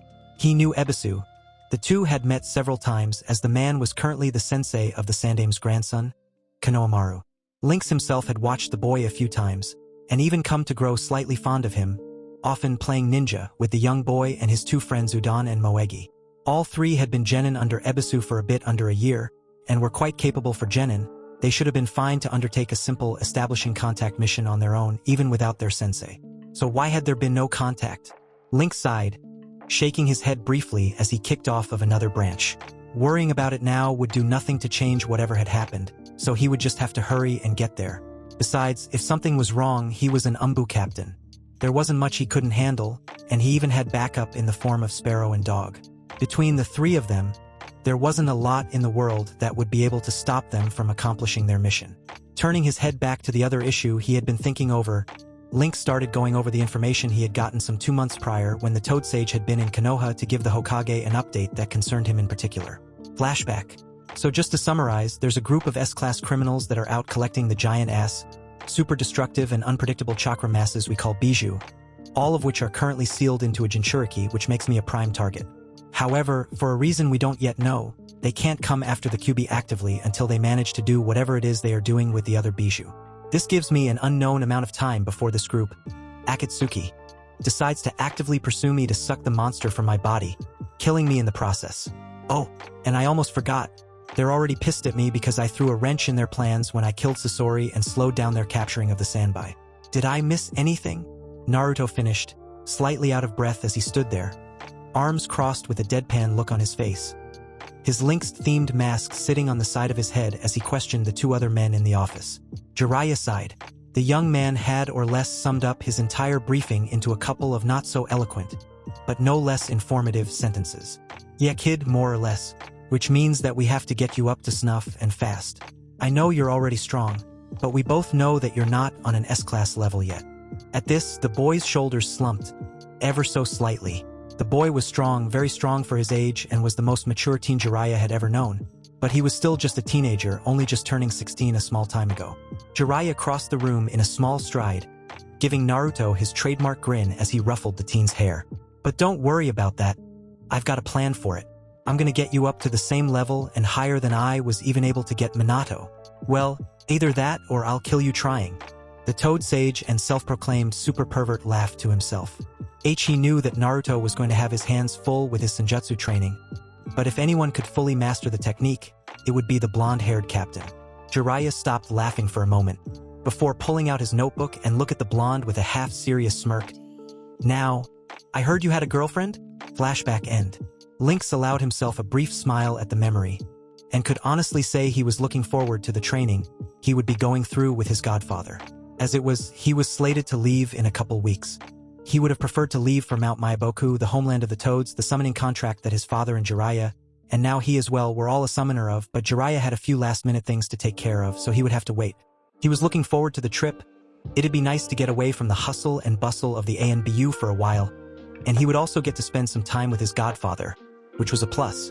Lynx was yanked from his thoughts as he looked ahead, the town of Chinbaku coming into view. His mindset instantly back to that of the captain of the 7th ANBU division. The first thing he noticed was the severe lack of activity. Though he and his team were still some ways off, they hadn't seen anyone on any of the roads, nor could he confirm a visual on anyone moving about the village. He snapped his head to the side, looking to the agent on his left, barking out swift orders. Sparrow, I want a visual scan immediately once we are in range. Current range, 600 meters and closing. Taicho, Sparrow stated simply. The long and dark-haired member of the Hyuga clan responded, activating his jujitsu, the Byakugan, though because of his mask a normal person would never have noticed the change. Confirming his orders had been understood, Lynx turned to the other member of the cell, addressing him in an equal tone. Dog, I want a pull perimeter check upon reaching a range of 200 meters. Nodding at the clipped Taicho he received from the other member of his team, Lynx turned straight ahead once more before addressing both members of the team. Upon contact with the town, I will make initial contact and commence the search. Rendezvous 10 minutes after contact with Chinbaku. Falling back to my position, signified by chakra pulse. Lynx didn't need to wait for a response, as he knew his team had heard his orders, and after many a mission together, they had grown to respect and trust their captain completely. Once the three men reached 200 meters, Dog broke off from the group, heading to the left of the small town, and began clearing the perimeter as per his instructions, vanishing from the other two members' sight. Lynx had a bad feeling about this. Something was off. They were now less than 200 meters out and had yet to see any sort of life, and now that he was closer, he could see that something was off about the village's buildings. He was too far to tell, but something definitely wasn't right. This was only confirmed when Sparrow informed him that while they were in range of his Jujutsu, he was unable to verify any living chakra signatures in the town. Lynx confirmed before he ordered the man to assist in the perimeter check, and Sparrow beat a lead off to the right, disappearing from view right as Lynx himself landed on the roof of the building closest to the edge of the town, and that was when he smelt it. Rotting flesh. It had a smell that was unlike any other, one that was unmistakable once you had encountered it before. Lynx himself had smelled it before many times, as had every member of ANBU at some point or another. Agents were killers, but they were humane ones, instructed to always make it so when possible. They were not there to torture and maim. They were the swift and precise scalpel of the Hokage. So when Lynx landed on the roof of that building, he wasn't initially shocked. It too a lit to shake a captain, after all, but he was mildly surprised. However, as he watched and waited as the small task force of clones he created began their swift and thorough search of the town, he couldn't shake the feeling that something here was wrong, very wrong. He had seen towns wiped from the map before. Hell, he had even participated in razing a village to the ground, and while it wasn't something he was proud of, orders were orders, and at the end of the day he would trust in the judgment of his Hokage.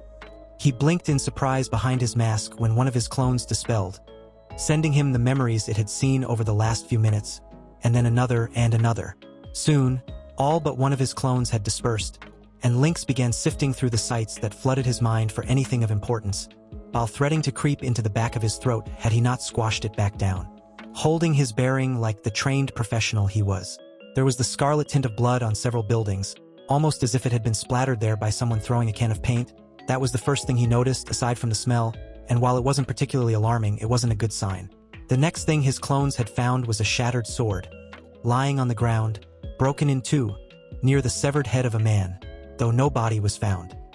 He blinked, sending the sight to the back of his mind, and doing his best to forget the eyes that were still in the sockets, staring at him, the lips pulled back in a silent, eternal scream. His next clone had found a collapsed building, and upon further inspection discovered the remains of several kunai and shuriken inside of it, all broken beyond repair. But it was the next thing that truly began to alarm Lynx, as the next memory he sifted through was that of a building that had been clearly barricaded, but from the outside, trapping whatever was inside. The building was missing several large chunks, and the roof itself was collapsed, and there were the telltale marks of fire jutsu having been sent into the warehouse, lighting it ablaze. And while that in itself wasn't horrid, when his clone had stepped inside to investigate, Lynx did a very, very admirable job of holding himself together. Inside the warehouse that had been burnt to a crisp were bodies, masses of bodies. Women, some holding the charred remains of their children, holding their bodies over their children, their bones blackened from the flames and smoke. There were the half-decomposed skeletons on men beating against the doors, now stuck in the eternal attempt to escape and to save their families, chunks of skin hanging from their bodies as their corpses laid upon the floor. The smell was horrible, magnified by the close proximity of the charred bodies. The clone saw one last sight before he dispersed, the burnt body of a woman, still clutching the broken body of an infant in her arms. A small piece of cloth that had gone untarnished hanging over the lower half of the baby's mouth. Her mother still curled around her as she lay on the floor, covered in soot. Then the next clone came, and the next, all filled with similar sights. A skull crushed here, a broken body there, and then something else caught his eye. One of his clones had found the dead body of a raven, a kunai knife sticking out of the body of the deceased bird. His clone had of course freed the bird of the small scroll that had no doubt been the reason that it was killed, and unraveled it. The scroll contained a request for immediate reinforcement, signed by the Jounin of Team 4, Ebisu. It detailed that when they arrived, the town was under siege from an enemy shinobi force, their affiliation unknown, and that they would be attempting to find survivors and evacuate them immediately. The message was dated for 2 days before the Hokage had sent his team, just under 4 days ago. Lynx immediately began to sweat. This could mean war, especially if Team Ebisu had been captured, or worse, considering who Konohamaru was and his relation to the Sandaime. Lynx felt his heart drop at the concept. War was ugly, and while he had never been in once, he had ran enough missions in ANBU to know that widespread combat was a terrible thing. He was already beginning to formulate a plan to track down the missing Team 4, and if they had been captured, to rescue them when his final clone had dispersed. Lynx's eyes widened behind his mask before he disappeared in a series of shunshins, flying across the town, rushing to the place where his clone had been, one of the only buildings that had remained standing and unscathed from the obvious combat and destruction that had taken place, desperately hoping his clone had merely been caught in a genjutsu. Lynx appeared in front of the building, and was frozen, rooted to his spot, all of his training and experience in ANBU and as a captain leaving him in that brief second as his body broke into a cold, terrifying sweat as he took in the sight before him with horrified eyes. Nailed to the wall by his arms which hung above his head was the broken and bloody body of Ebisu. His hands pierced with kunai shoved deep through the palms, holding him above the ground. His ever-present eyeglasses were missing, and the man's head hung low and forward, his throat cut, the now dried blood having seeped into his shirt. The Jounin's legs had been severed at the knees, his legs completely missing from their down. The skilled shinobi's headband was still tied proudly around his head, though it was dented and scarred, a shuriken actually still sticking out of it. Tearing his eyes from the dead Jounin, Lynx moved his gaze to the body nearest to him, that of the fallen Udon, who was face down in the dirt, his back littered with kunai, and the broken hilt of a katana still clutched in the kid's hand. Udon had been trying to branch out, and in Lynx's own image, had been attempting to learn how to use a blade, the same sword that Lynx had given him a year prior, which now lay broken and useless in his hand. The little genin had clearly not gone down without a fight, if the blood staining his body was anything to go by. Lynx knelt next to him, and as he rolled the body over to check for vitals, he knew it would be fruitless. Udon's left arm was missing at the shoulder, and even though he checked anyways, Lynx knew he would have bled out long ago. And then he saw it. Leaned up against the wall was the small form of two children, barely into their teens, one in the lap of the other as he held her in his arms. Lynx lowered Udon gently to the ground, doing his best to hold back his tears as he swiftly moved to their side, taking in the scene with wide eyes and a gut-wrenching chill falling through his suddenly very stiff and unresponsive body as he forced himself to move. He got to the body and crouched at their side, the fallen form of Konohamaru holding the deceased body of Moegi in his arms. Moegi's leg had been blown off by a paper seal, the top half of the tag still applied to the upper portion of her thigh, her other leg peppered with shrapnel. She had a hole in her chest where her heart should have been, the very obvious imprint of a fist there, though he suspected she had been dead before that. Lynx moved his eyes to her once soft and kind face, moving his hand to wipe away from her head, and noting bluntly that her neck had been snapped, the bones jutting awkwardly to the side in her throat. And that's when he heard it, and as he mentally pulled himself from his stupor, cursing himself for letting his guard down, he was immediately metaphorically thrown back down as he recognized the voice, hoarse and choked as it was unmistakable, especially when it came from 3 inches to his left. Boss! Lynx's head snapped around so fast it hurt, staring into the one remaining eye of Konohamaru. His right one a lost cause as he noticed the senbon jutting from it. Lynx fumbled with his mask for a brief second, dropping it to the ground when he saw Konohamaru's confused look when he saw the mask of the Umbu. Naruto's mind was going a mile a minute as he raised his hand to the kid's cheek, looking him in the eye. Konohamaru, though just barely alive, had seen the signature dull yellow locks of his pseudo-older brother, and recognized him in his final waning moments of life. Konohamaru, thank Kami you're alright, we're gonna get you help, kid. Don't worry, we'll get you help. You're not hurt that bad, really. Come on, keep your eyes open. Ototo, younger brother, keep him open, don't fall asleep. Naruto was rambling as he pulled the corpse of Moegi off of the boy, and did his best to keep his cool, though he was rambling and he knew it. He fought the urge to widen his eyes and lose it more than he already had though when he got the young girl off of him, failing to notice anything but the gaping hole in the boy's lower abdomen. Had he been in a calm state of mind, he would have been amazed that the eventual heir to the Sarutobi clan was even alive, and know that the boy had little chance of survival. I tried to dash ***. I tried, boss. Konohamaru wheezed out, Naruto still desperately trying to perform first aid on the dying boy, failing to notice his remaining eye fluttering open and shut. I know you did, Ototo, I know you did, now come on. Keep that mouth shut. Save your energy, man, we're gonna need it for when we get these guys back for this. We'll get them together, Konohamaru, and after that I'll train you up so this doesn't happen again. You wanted to be Hokage, remember? You gotta be stronger than this, man, and we'll get there. Naruto was stopped as he heard a cough and some blood splat his face, and he stopped what he was doing, grabbing the fallen child's face in between his hands and looking him in the eye, or attempting to. His eye was closed, a small, but broken smile on his face, blood leaking out of the corner of his mouth. Naruto simply stared and looked at the boy, having had him die in his arms. He didn't know how long he sat there, but it was long enough that he didn't register his subordinates landing behind him, and made no move as they approached his still kneeling form. "Taicho?" Sparrow questioned, as he knelt beside his captain, noting with mild surprise that his mask was off, a serious breach of protocol, while dogs surveyed the area and contained the perimeter. Naruto, shaken from his dead-headed stupor, immediately stood up, his mask replaced on his face with a flash, returning from his shell-shocked state in a matter of seconds as he turned to his team, addressing them in the authoritative and sound voice they knew and respected. "Sparrow, Dog, seal the fallen shinobi into the appropriate scrolls, you know the proper protocol.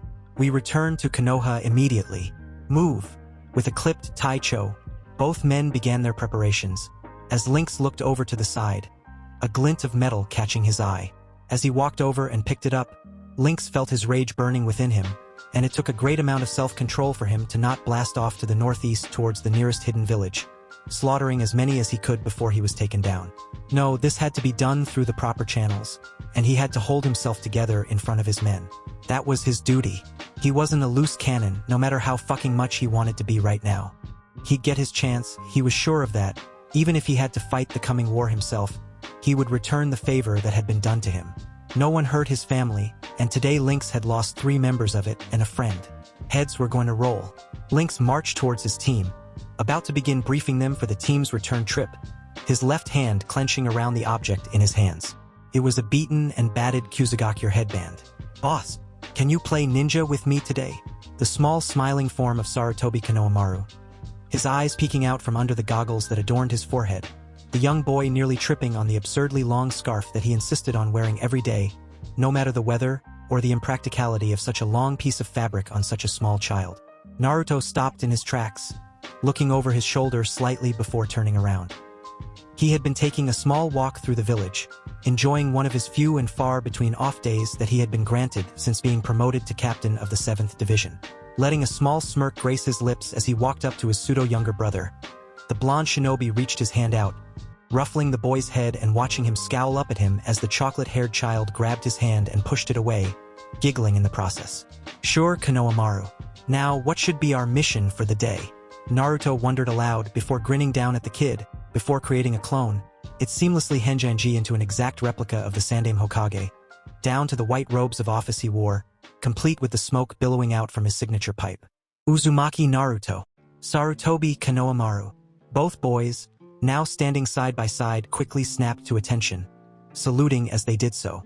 "Your mission, should you choose to accept it, is to recover the artifact of great power from the great ninja, Hatake Kakashi.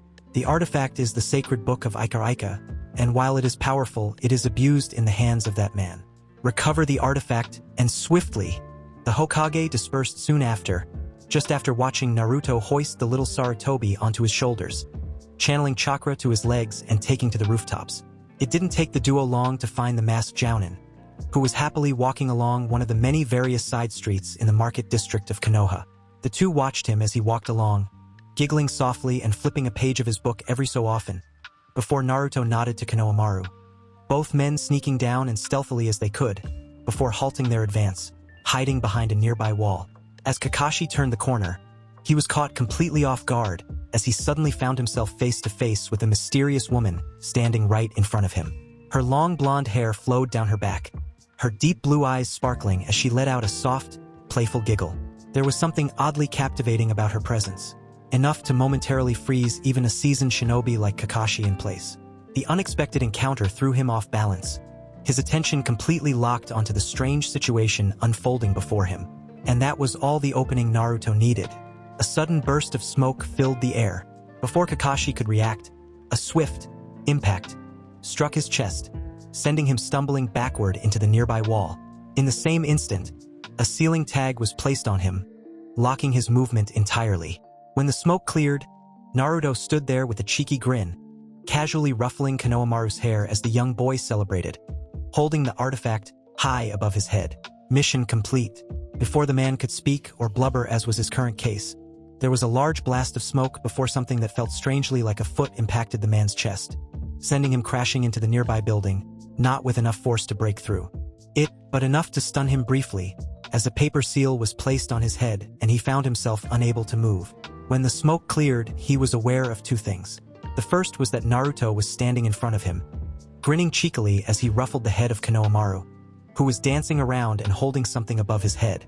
The second thing he noticed was that the two little shits standing in front of him had his beloved Ika. The blonde captain looked down at his younger charge, smiling at their success. Their plan had been perfectly executed, from their tracking of the Jounin to his distraction and Konohamaru's grabbing of the artifact. Alright, listen. I slapped him with a paralyzing seal tag, and it only lasts 5 minutes. We've already used up 2 of those celebrating, so let's hurry and get you some inspiration for your pervert ninjutsu. The blonde grinned down at his pseudo-brother, and the two laughed together briefly as they skimmed through Kakashi's book, making mental notes here and there before they dropped it ungraciously on the ground. The scarf-clad boy climbing onto the blonde's shoulders before he vanished in a shunshin, just as the seal released and Kakashi leaped forward, a murderous look in his revealed eye. But the 2 children were gone, and as he picked up his book and continued on his walk, Kakashi couldn't help but think that it was a well-thought-out and educated strategy. Meanwhile, the 2 boys in question were already across the village, walking into the favorite ramen stand of the Uzumaki heir, them both taking a seat at the bar, orders already on the way from the very attentive Iam. The duo were laughing, discussing their recent victory, and eating their ramen together, Naruto treating the young Sarutobi as a way to celebrate his successful mission. "Boss!" Konohamaru started, his face turned down from his blonde-haired idol, a shadow somehow obscuring his face, even though the stand was very well lit. Naruto looked over, a questioning look in his eye as he slurped noodles noisily into his mouth, the bowl at his lips as he raised an eyebrow, and motioned for the child to continue. Why weren't you there?" The boy that had been sitting there in the stand next to him was gone in the blink of an eye. Literally. Naruto blinked, and the happy, optimistic Konohamaru he had known and come to love as his own blood had vanished, replaced with a very different version of the same boy. He was older, by a few years in fact, proudly sporting a Konoha Hittite, though it was battered, scratched, and dented. The cloth of his scarf was blood-stained and ripped, fraying in places and mottled in others. And then Naruto dropped his bowl, his mouth hanging open in abject horror as Konohamaru, the small child he had once sworn to protect as his own, turned his head towards him. His right eye had a senbon extending from the dead center of his eye, poking through the iris as if it were the bull's eye of a target, the needle finding its mark, the eye now dead. His mouth was leaking blood from both corners, the boy missing bits and pieces of his teeth. Konohamaru's shirt was tattered and torn, its once vibrant color now completely unrecognizable. A trio of jagged kunai stabbed into the boy's right shoulder. His stomach was still pouring blood, an uncountable amount of senbon littering his stomach, all of them undoubtedly poisoned. Naruto found himself unable to move as his brother moved towards him, getting in his face and screaming at him, his voice an undiscernible shriek. Yet somehow Naruto understood every heart-wrenching word. "Why weren't you there, Nissen? You swore. You said you would always be there for me. Why weren't you there? I needed you and you weren't there. How can you call yourself my brother when you couldn't even keep one simple promise?" Naruto sat up in his bed abruptly, a cold, sheen sweat dripping from every pore on his body as he breathed heavily, his chest rising and falling with his deep, uncontrolled breaths.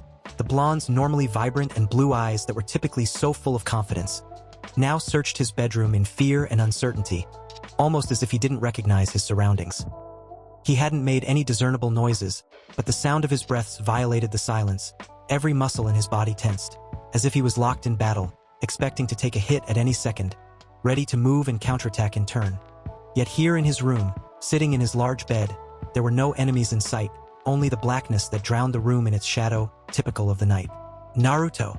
A soft voice broke the silence, and his head couldn't have snapped faster over to his left, only just able to make out the form of his lover, her scarlet hair having fallen over her shoulders in rolling waves, as if it was a sea or red wine in the pitch darkness of night. Tayuya's eyes shined in the darkness, her chocolate orbs somehow picking up and reflecting the small amount of light that managed to pierce the shadows, shimmering with concern. Naruto blinked, his body slowly relaxing as he felt more than saw her sit up herself, grabbing his head and gently pulling it down to the bed as she laid back down, stroking his hair softly. The kunoichi didn't show this side of herself often, and she had almost never shown it in public, preferring to uphold her reputation as the fiery and hot-blooded ninja that she was. However, in her most private of moments that she chose to share only with her boyfriend, she felt she could let her guard down. But things had changed once Naruto had returned from his mission to Chinbaku, and the once unshakable and grounded blonde had been shattered by what he had seen. He hadn't talked for a couple days once he returned from the mission, and she had decided to not pry at him, as nearly every night he had woken up like this at some point. Eventually, though, he had opened up to her, and even she, with the horrors she had experienced from her time in Odo, was sickened. She didn't even call him her usual nickname, shithead. Such was her concern over the change that had happened in the blonde shinobi. She held him, stroking his moderately long, dull blonde hair, sighing softly as she looked down upon his wide-open eyes, leaning down and gently kissing his forehead. "You had the dream again." She had phrased it as a question, but it was obvious by the tone in her voice that what she had said was really a statement. The captain sat himself, sitting alongside his partner and sighing shakily to himself as he brought his hands to bear in front of him, staring at his palms as they shook in the moonlight.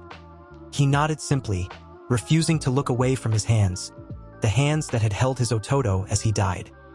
He was pulled from his dark thoughts as a hand was placed on his own, closing around one of them and pulling him to his left, as another soft and delicate, yet strong and storied hand found its way to his cheek, turning his head as he fell in. He couldn't see anything in this low of light, but when he felt Tayuya kiss him tenderly, he no longer cared about what he could see, returning the kiss and squeezing her hands softly in his own. The two broke apart before laying back down in each other's arms, her head resting upon his chest as he breathed, much more calmly now instead of the ragged breaths from before. The red head clutched the arm of the blonde that was over her, pulling it close to her chest and holding it there, against the coarse fabric of the large t-shirt she was wearing underneath the covers. Naruto broke the silence, his eyes already fluttering closed as he spoke so softly it might have been a whisper, his words just barely reaching the ear of the kunoichi in his arms. "Tayuya?" She smiled gently to herself, snuggling into her boyfriend's arms, not failing to notice as his arms tightened ever so slightly around her, pulling her closer to him as they settled. "Yeah, shithead," she teased, knowing he didn't mind her little pet name for him, as he was the only person she had dubbed with the loving term of endearment. "Thank you." The funerals for the four shinobi had been small, with the exception of Sarutobi Konohamaru's, which was attended by far more people. Both citizens and shinobi from all over the village come to pay their respects to the fallen eventual heir of the Sarutobi clan. There had been a short speech from the Hokage about his grandson, and about how his will of fire had burned brightly until the very end. The young man defending his comrades and home until the very end, fighting on until the bitter end. Naruto himself had gone up to give a short speech about the young scarf-clad genin, and though he choked up slightly during it, he made it through. He shared a couple short anecdotes about his time with the boy, and with the Konohamaru Corps, as they had come to be dubbed, and even managed to get a few small chuckles from the crowd gathered. He ended his speech, which ended up being the final one for the fallen boy, by asking the small army of people gathered to share a moment with him, taking a small break from mourning and celebrating the life of Konohamaru, as that is what the kid would have wanted. He had always hated seeing his friends and family in pain, and they had. For a few solid minutes, the assembled mourners stopped being that, and following the blonde's lead as he walked from the podium, they began to clap.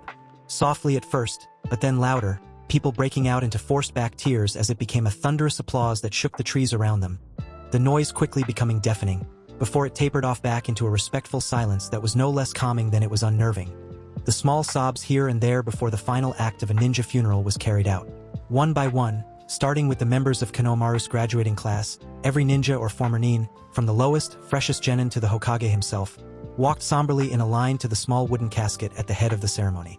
The first person in line was a genin by the name of Kisuk Abarai, a kid from his graduating class and a close friend of Konohamaru, as well as Udon and Moegi. He paced his way slowly to the coffin, stopping in front of it, before pulling the small silver ceremonial leaf pendant off of his black funeral attire, before carefully placing the tip of it into the wood, beating the pendant into the wood with a hard, closed fist. One by one, ninja by ninja, the line dwindled as each member followed the member before them, forcing the small charms into the polished wood, the coffin eventually becoming covered in them as it sat upon the pyre. Naruto, having finished with his speech, moved to one of the four corners of the pyre itself, with the Sandaime and Sarutobi Asuma standing on the other two sides, the open end facing towards the crowd.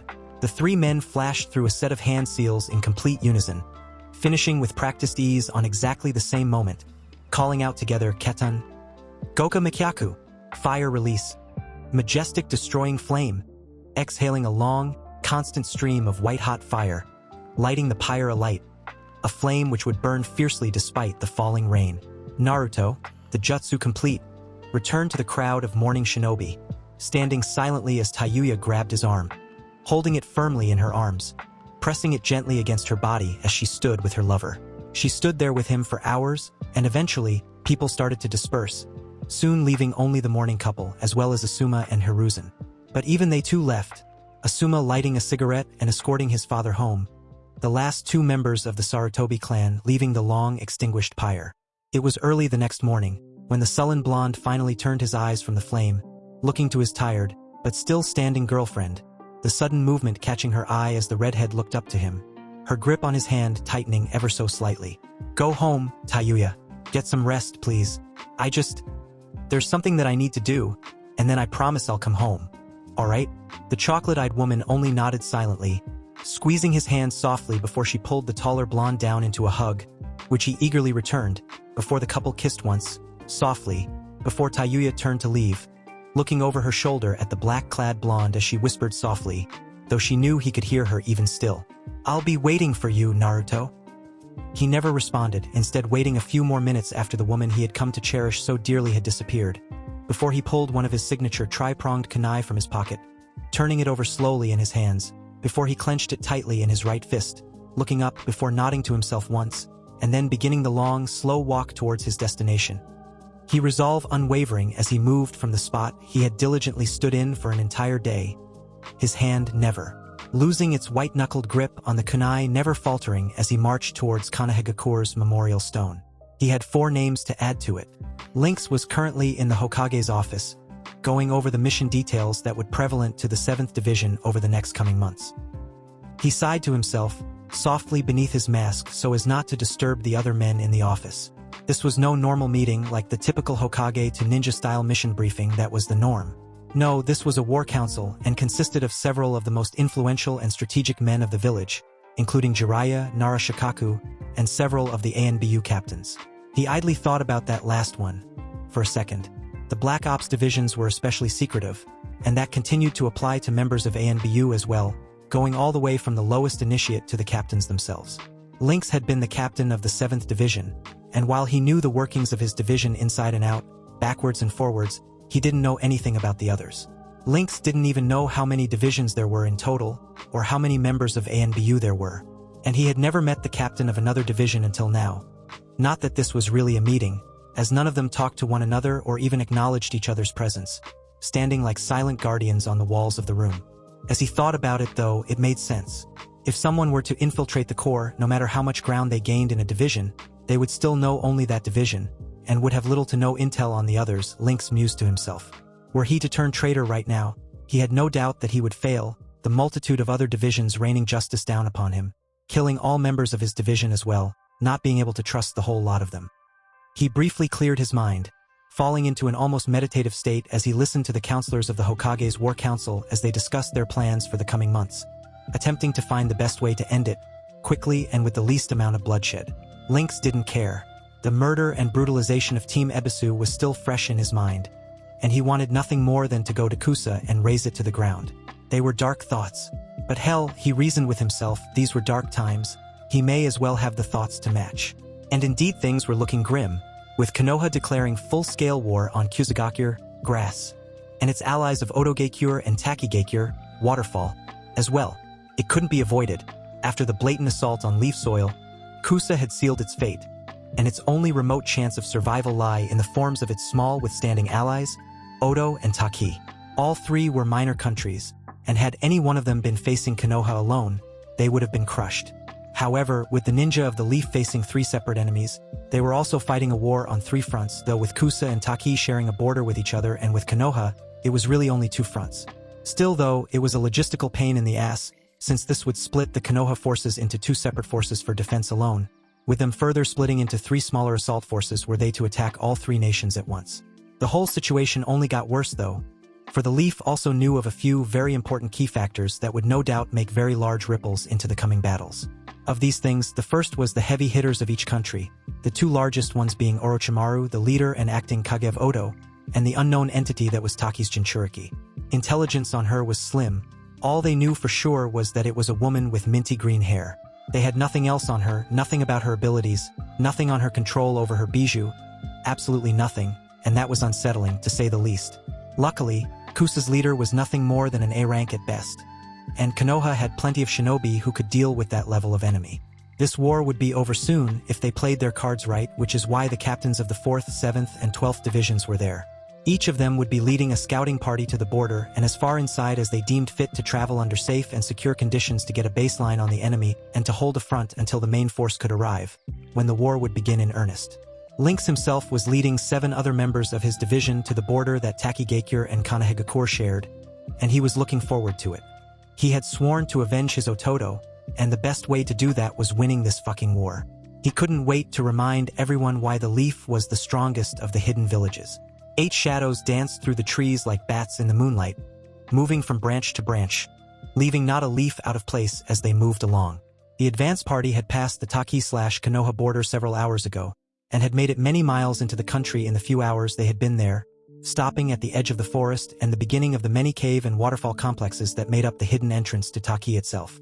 Landing on the ground, Lynx held up a hand, before signing his instructions out to his squad, having 4 of them secure a border while the other 4 created the grounds for their encampment and the defensive positions required. He himself had already created a mass of Kage Bunshin whose sole purpose was reconnaissance, and they were sent out immediately, heading out in all directions. He didn't have to wait long on his men. They were professionals, after all. The fighting positions and encampment was created with haste, but that didn't mean that they sacrificed quality for speed. Their position was entrenched quite adequately, provide all-around security and several overlapping fields of fire, as well as defensive positions and fallback points, with a command and control center already set up inside the borders of the forward operating base. Lynx was quite pleased with the work his men had done, though he wouldn't praise them. That just wasn't how the 7th Division flowed. As his lieutenant, Badger briefly talked with him and briefed him on the situation. Lynx and his squad settled in for the next several days, ready to watch and wait, and if necessary, fight. He instructed Badger to set the agents into a rotation that always had 2 men on watch, allowing the others to rest, but made it quite clear that he wanted light and noise discipline. If the ninja of Taki didn't already know that they were there, they soon would, and as much as Lynx was hankering for a fight, he refused to sacrifice his men like that. That was the epitome of a bad commander, and for all of his faults, Lynx was a leader. He hadn't been a natural-born one like his father had. It had taken him years to cultivate his image for his men, building and building upon their respect for him, and changing from the hot-headed initiate he had once started out as, to the cold and calculating form that fit his moniker perfectly as a predator. Lynx was an animal, and he protected his pride viciously.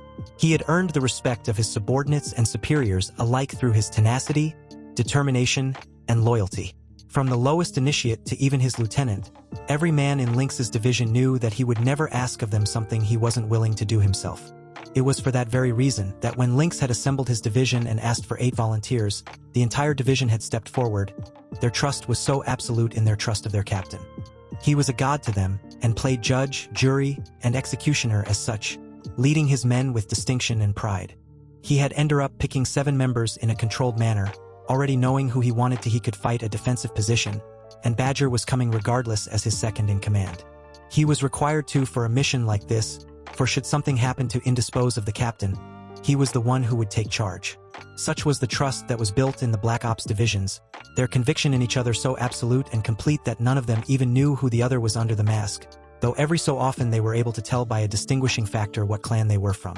The members of ANBU lived and died by their animal titles, and they would have it no other way. Such was the way of it all.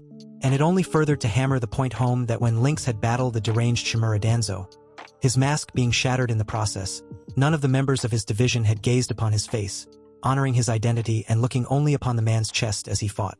They were all men and women of honor that trusted, fought for, and would happily die for each other, all without knowing the true name of the man beside him. Few could be so lucky.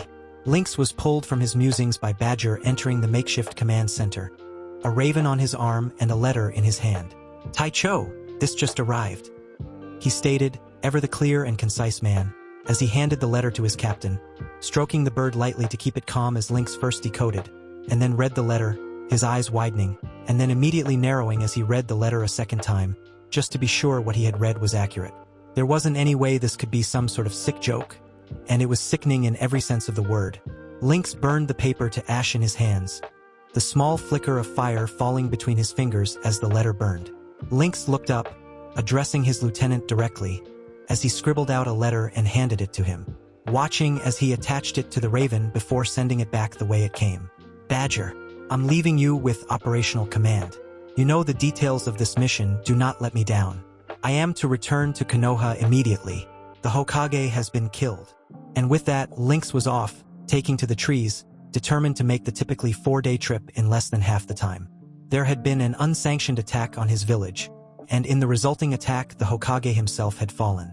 Konoha was in a temporary leadership vacuum, and a war was about to begin. Things just kept getting better and better. It had taken Lynx 2 days and 3 soldier pills to make it back to Konoha, running day and night, not stopping the entire time. It would have been a great testament to his abilities, had the situation not been so dire. He cursed to himself when he saw the gates of his village on the eve of the 3rd day, just as the sun was setting. He had cut the time of his return in half, but it was still too long in his opinion.